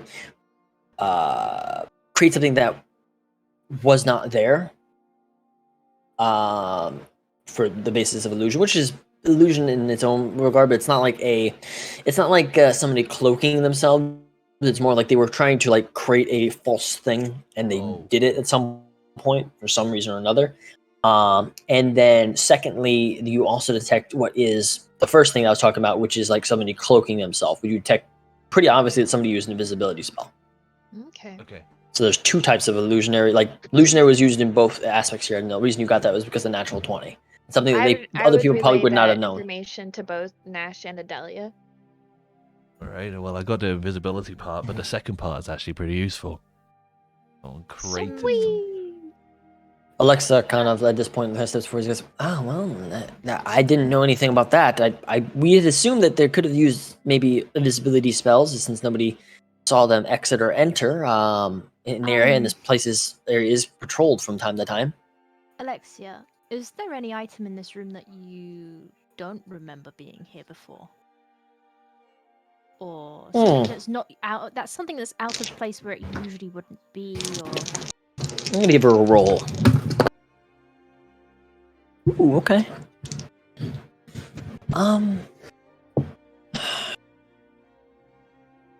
I've looked in this room multiple times. I'm not really sure. I don't spend too much time in here.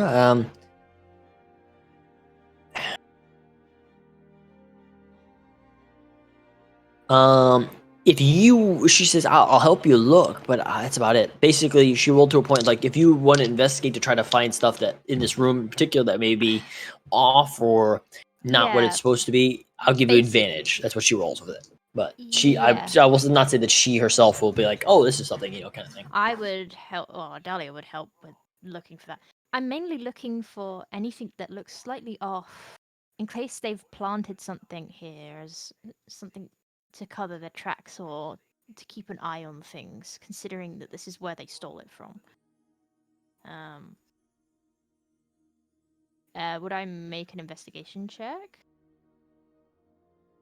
Yeah, investigation check of advantage, I'll say. Ooh, there we go. There's the rolls.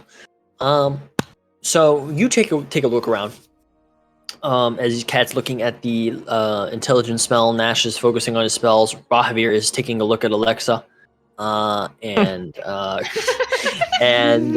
Admiration. Sure, let's go with that. And Adalia, you take a look around the room itself. You start to look, and with Alexa's help, you kind of see she looks in towards the area, and you're checking on. She's like, "That I don't remember that being there." And she kind of points over to a corner of the room where there's like this small like bag, which is kind of like leaning against the wall, right next against to like some type of like cupboard. That's like leaning against the wall and on the ground. She's like, "I don't remember my family having anything like that." She kind of walks over and picks it up. Careful with it. You don't know if it's trapped or anything like that. My bad. Yeah, she would like go over and like check it out as well. She didn't see anything bad about it. That's why she picked it up. Looking at the bag, does it just look like an average adventurer's bag or something, or? Yeah, it does, and you kind of see she's kind of looking at it up and down, and then she rubs her hand across and checks it around, and she's like, "Here, look at this," and she tosses it to you. Mm-hmm. She grabs it. She says, "Feel inside the bag." And what you see is like this, what looks to be like a normal like adventurer's bag, like a leather cloth, like leather bag of sorts that just kind of like has all these different openings and pockets and different stuff like that. But when I stick my hand into it, it goes deeper. When you stick your hand in and go deeper and you feel around the edge of it, you know where all this thing has all these pockets and stuff? There is no pockets on the other side. There's no like areas. It's like you're digging into a sack, and on the outside they're showing all these pockets. Like it's all these. It's like if you had like this is a weird thing because I had this talk to me because of girls and people that I know, where it's like those pockets of like jeans which look like they could hold a lot more than they do, or they're false. Yeah, like that's the same thing. You like touch it and it's like this. There's nothing here. It's kind of like that mindset of like it looks like there's something more that there's actually is. Oh, I know what one of these are. There's you probably want to take that outside. I'm going to Nash. Okay. Do you pick up any scent off of this? And she kind of like A set. holds it I to mean, sure. I mean, you've got a better nose than me. I'll try and sniff it. It's been a week, but sure. Give me an advantage check. Advantage. Okay. You be sniffing. You're a good sniffer. DC was quite high. Unfortunately, you do not smell anything. Yeah. Because it has been a while. Well, with one of those, I'm gonna, if it's okay, I'm gonna say that I know what it is because he's royalty. So he's come across one of these before, right? Yeah, sure. What do you think it is? Bag of holding? It is not. Never mind. On the right track though. Of a bag. I know what one of these is similar to what if you take it outside and turn it upside down, it might take out anything that's in it. Alexa kind of like touches for a moment. She goes, I think that's a good idea, but I don't think that's it. I think you said there was transmutation in the room, correct? Yeah, I'm thinking it's to do What with if this bag. What if they transmutated the bag? Yeah, and she's like, do you mind if stick my hand in again? Go for I didn't it. check much often. She kind of sticks her hand in. She kind of starts feeling around the bag and investigating it. And you see she like pats in there, and you hear like clinking of coins. She looks strange, and she grabs towards it and pulls on the bag. It looks like she's almost like pulling on the bag itself. And you see a kind of like like not like a slosh sound, but like a plop, like she rips something almost, and pulls out what seems to be a satchel of money. And she kind of looks it over and says, opens it up. Huh. This is the money they lost. Why did the bandits leave the money that they lost here? And especially in a bag like this. Is the exact amount? She just kind of like sets it down. Maybe they were intercepted. I don't think it's accurate to call them bandits because I think it's targeted, seeing as they knew what they were going for. But so the money wasn't stolen? They weren't just bandits? Is this money transmuted? No. For sake of ease, the bag is transmuted. It looks like the bag was probably just a cloth sack, like because when you feel it on the outside, it's like a cloth, but like the outside is leather. Looks like they transmuted the outside of the bag to make it look like a bag that probably would be in the room or like a thing, and they hid the money inside. Maybe they were planning on coming back for it, but Do we know any third level casters that know Dispel Magic? Unfortunately, I don't know of anybody in the this that I know of. One of the magical practitioners in the library may be able to help you. Might be worth casting Dispel Magic on it. I don't know how I know Possibly. yeah,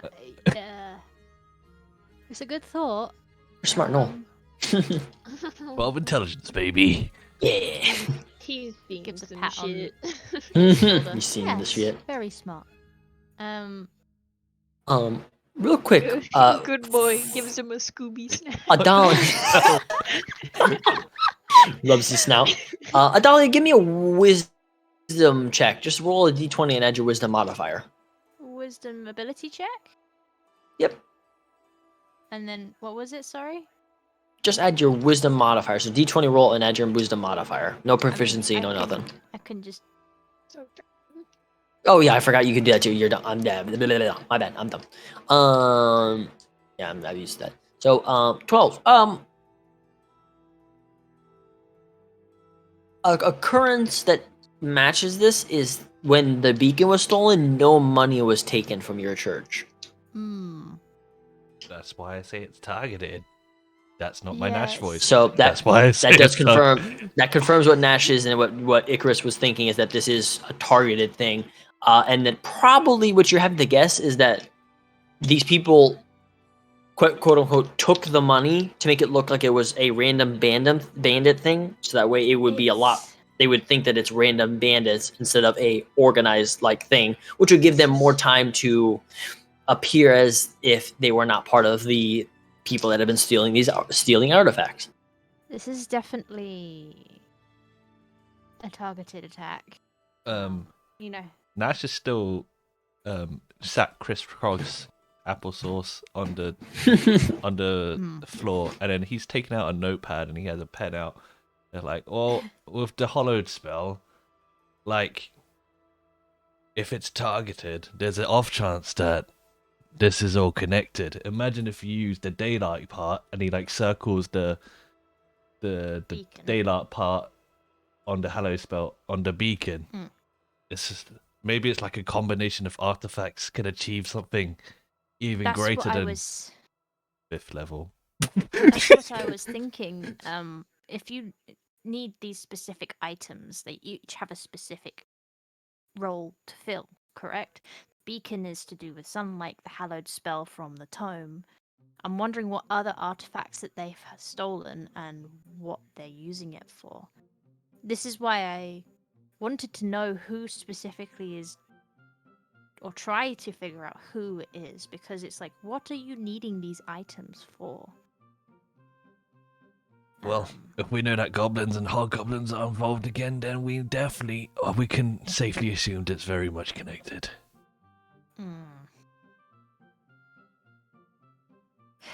Well, yeah, I think our best lead is casting Dispel Magic on this thing. most likely. I feel like if it is an item, maybe they had. I don't think they'd be stupid enough to leave some sort of insignia of who they are, right? They couldn't be that stupid, Oh, right? Oh, we're not gonna get yeah, answers no. just by saying it. I know. That's what I'm saying. We should probably, like you said, dispel the magic on this bag. You're fine with us taking this, right? And she hands obviously the. I the mean, money yeah, back, feel but- free. The money is not part of it. I'd just take it here. I mean, but yeah, I mean, feel free to take the bag. Yeah, Like I said, I know it's not my parents. My parents don't, well, buy stuff like that. So No. She hands back the money that was in the bag to Alexa. Make sure that you keep this in a safer place next time. Perhaps not in this room. agreed. And she kind of looks. It's like the place that you saw she had it. Originally the chest that was originally broken into that you were looking at was a decently well like sealed and locked thing. Which again, for sake of ease, looks like it would have. Somebody would have had to have been skilled lockpicking to get it out. Not like crazy skilled, but like decent enough. Yeah. So she goes, yeah, but I agree. This is probably not safe enough. I'll make sure that it's careful, carefully taken. And she holds it and basically pockets it for now. Keep it safe. I'm not saying that the method that you kept it is a great method to keep it that way. I just saying don't keep it in the same place. No, considering it was I- found this time. You, no offense, dear. You completely make sense, and I agree. I will definitely do that. We're not gonna make the same mistake twice, at least. Yes. Okay. So you said that the person that could dispel this magic was in the library, correct? That would be the best place. I know there's a wizard individual who runs the library that was hired by the head family of the town, and she looks over towards Kat and kind of gives a smile, a small chuckle. Someone seems excited. Yes. She loves her books, don't you, Kat? Yeah, bookworm. Or cat. Book something. Yes. Theme.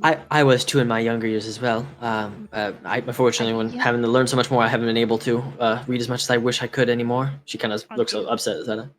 I do love a good read. I understand.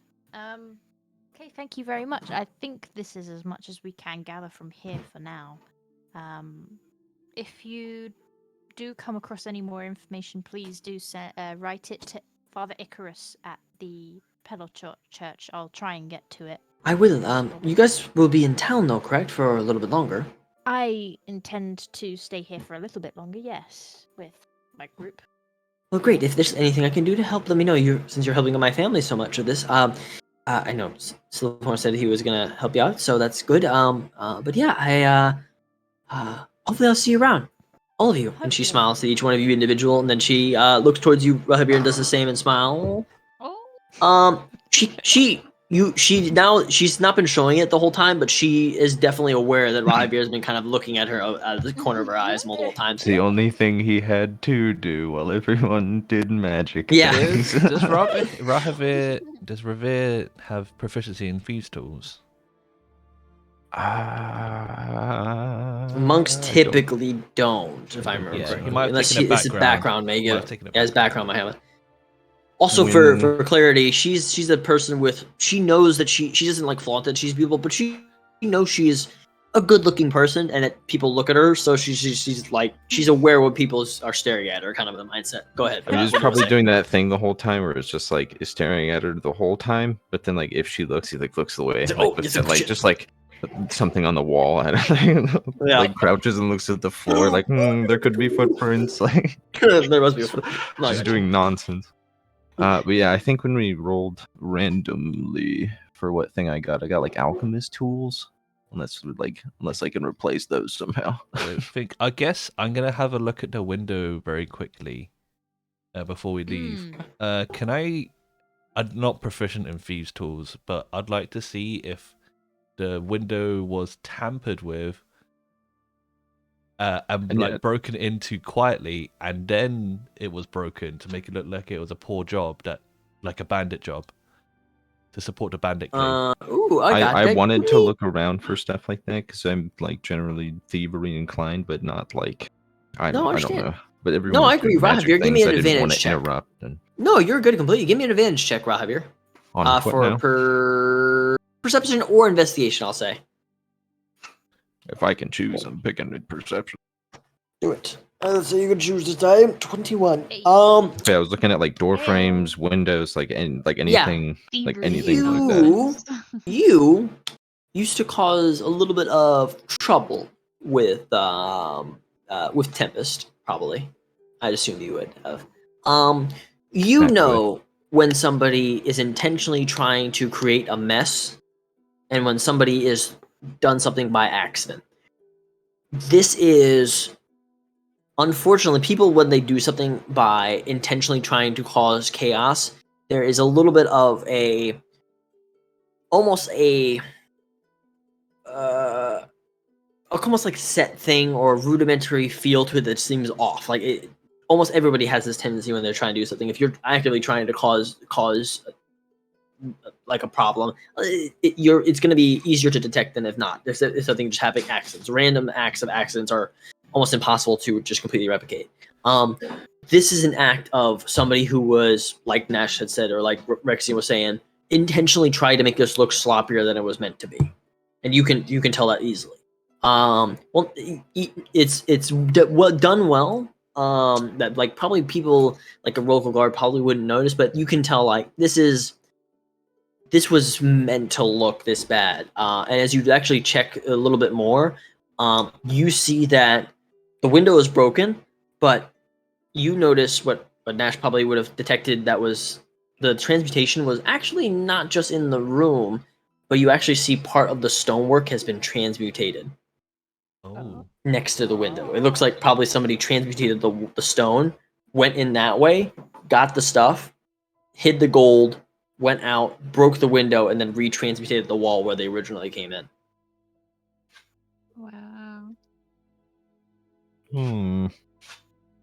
Like, because you can tell, but just you hopping in and out, you can see like both sides of the wall. Like it looks super flush and well done just through magic, but you can tell like some of the rocks are like the way they're fused or removed just don't look like a natural like look to them. Formation. Yeah. Yeah.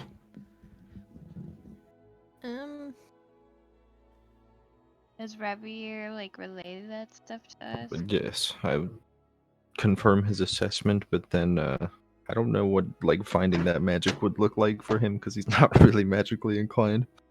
It's not magic. Sounds It's more of like you detected the order in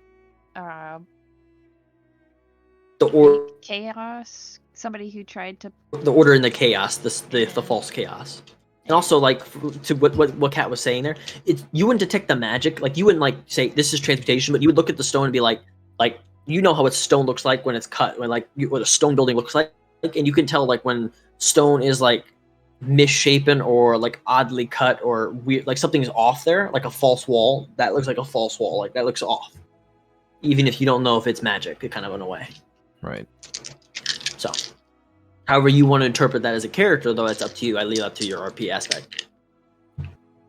That's what I was looking for, because Nash was also in, like, assisting me with this, right? Yes, I'd say you would, but Or maybe he looks at the wall while I find the... Like, no one would knock the entire window frame out like this. They would just bust out the half the window to get in and out. yeah, this looks like a good chunk of the window was busted into.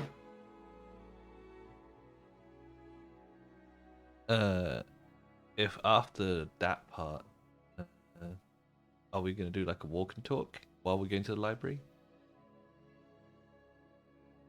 I guess. Okay, Yeah. so like Nash would like walk alongside Adalia. I'm a little bit concerned. In what aspect? Zinkin gave us that artifact back and it was already used.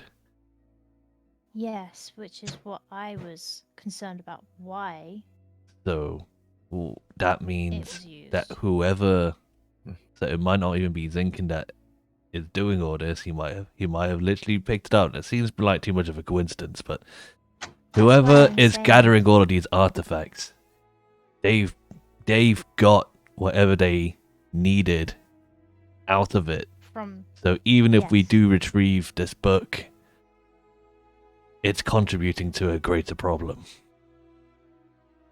yes, I know it is. This is why I was concerned that he gave it back to me so easily. I know that whatever use it had, it's done and dusted. This is a thing of you never get something for free easily. There's always a cost. And that's why I was so adamant on trying to figure out why the beacon was taken in the first place. While we are walking and talking to the library, Nash is going to keep a lookout in the marketplace for like a multi-tool, like, you know, like a screwdriver slash picklock slash. Swiss Army knife. That's kind of what a lock pick set is in this kind of game setting. So you're looking for specifically thieves' tools. Yeah. Okay. I was also hoping to look for something like that. Understandable. Unfortunately, because thieves' tools are thieves' tools, you cannot find them in the open market. They're more of a black market kind of thing. Yeah. Yes, or it's more of like Yeah. I talk to somebody in a tavern. It's like, hey, I need some special equipment, and they're like, I got you, and they'll do it. But you're not gonna find it on the market with thieves' tools. All right. You'll find like other tools possibly, but stuff like that's a little bit more discreet. Right. I guess we make it to the library. Okay. As you guys travel through the street, talking about this information, looking at the markets and trying to find some different stuff, you ponder the cause of why Zinkin gave you this item back, why these people took this book, why is Alexa so beautiful, and why the hell all these things are happening in the way they are. And that's how we'll end tonight's session, because it's 6 o'clock, getting late. And I think that's a good spot to end it, as you guys have basically done. Ooh, fucking no, Drink more you water, man. fucking dude. I've too much coffee. I guess I think when I have too much coffee, like in caffeine, I don't know why. Sometimes I just I crack more often. Anyway, but I think it's a good place to stop it anyway, because you guys did your investigation of the thing, and then the library will be its own set of things. So I think we call it here, and then you guys can finish up your investigation later on. How'd you guys like everything? I like it. it. We're going to the library. I dig it. I dig it.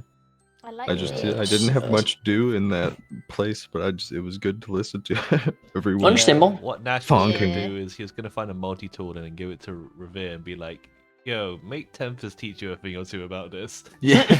Yeah. That's yeah, what Falhorn I definitely rolled can. those randomly. I got alchemist tools. I don't know. I didn't want to just like pick something Maybe off the you can list. trade them in. Yeah, like, that's what I You was. could do trade a them in too, market if you I'll like. trade figure in. it out. Yeah, there's definitely things you can do if you want to trade it in and stuff like I that. stole this and from that- somebody else. I'll trade it in for what I actually need. You're just in that business, aren't you? True, true, Pirating, true. probably something you should be familiar with. I didn't Yeah, want to be true. presumptuous, but I thought perhaps that you were proficient in these tools. Are you saying he But- looks thievery? Yes, he looks like a thieving man. A burglar. I've seen the way that you skulk in the shadows and tried to sneakily steal things off of the corpses in the mines. I was not blind to that. I was. You're a bandit? No. Oh, okay, well. No, he's just a pirate. who takes advantage of what he can, aren't you? That's The a dead good don't need person it. to be. It's The dead don't. Yeah, I like that. what they don't need that.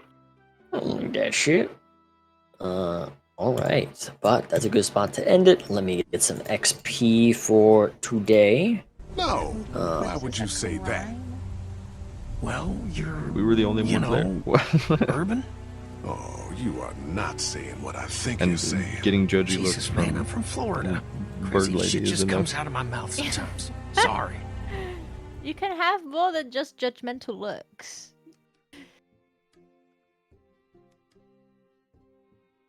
Stop right there, criminals come. You're violating the law. Christian. Racist Oh, that's in crucifix. Whoops. Hold on. Oh, Put it in general. Da-da-da. such a fun game Hey, Lee, you know how to pick a until you were lock, like, right? oh, No. Why would Telltale. you Yes, say The that? Walking Dead. Yes. Well, you're, You know. urban. Oh, It you was so are good. Not saying what I Clementine, think you're best. saying. I'm gonna say it. Jesus, Clementine's man, the I'm best from character Florida. The Walking Dead has Crazy created. shit just comes out of my I mouth love That it. game. sometimes. That fucking Sorry. game, dude. So Oh, good. fuck that game. I love that game, but also fuck that Fuck game. that game. I agree, especially when like especially now that we live in the year of like YouTube, where you look it up and it's like, hey, this person's gonna die. It's like, okay, but I saved him. No, the person's gonna die. Oh, It's dude, like, it was all a what? surprise, dude. I Stop. didn't spoil anything. We just went through. Like, No, the no, whole it was thing. good when you do it. But it's like for me, I'm the curious man of like I have to check it up after. It's like, could I have saved them? It's like, no, you Yes, can't. I Like, did that too. After Like, every what the fuck? episode, I would go back and be like, so let me It's look like, at what? the. It's like, Yeah. what if I did this? Like, no. Yeah, it's like those adventuring books, but the adventure book has like one ending. It's like, what? Wait, He saved her. They had me conditioned by the end of every episode. Like, come the second season, or I was just like, Yeah. okay, it's getting into that point. Who's gonna die at the end of this True. one? I played along as long as Oh, I haven't played this one too, the wolf one. I need to play that one. I've heard that one's probably the it's best very one. good. It was the first one, so it's Oh, like it's the first one. animations wise, it's a little jankier, Dragging you back Hmm. to the but the Batman What's one the- also a banger. Jesus. Yeah, that one also saw a little bits of Two that. And that was Batman good. games. Fucking time. Okay, so you guys are level 3. How close are you guys to level 4? I don't think you guys are too close to it. Did we get experience last session? I thought you did for last session. Maybe you didn't. Did I you? think we I thought you did.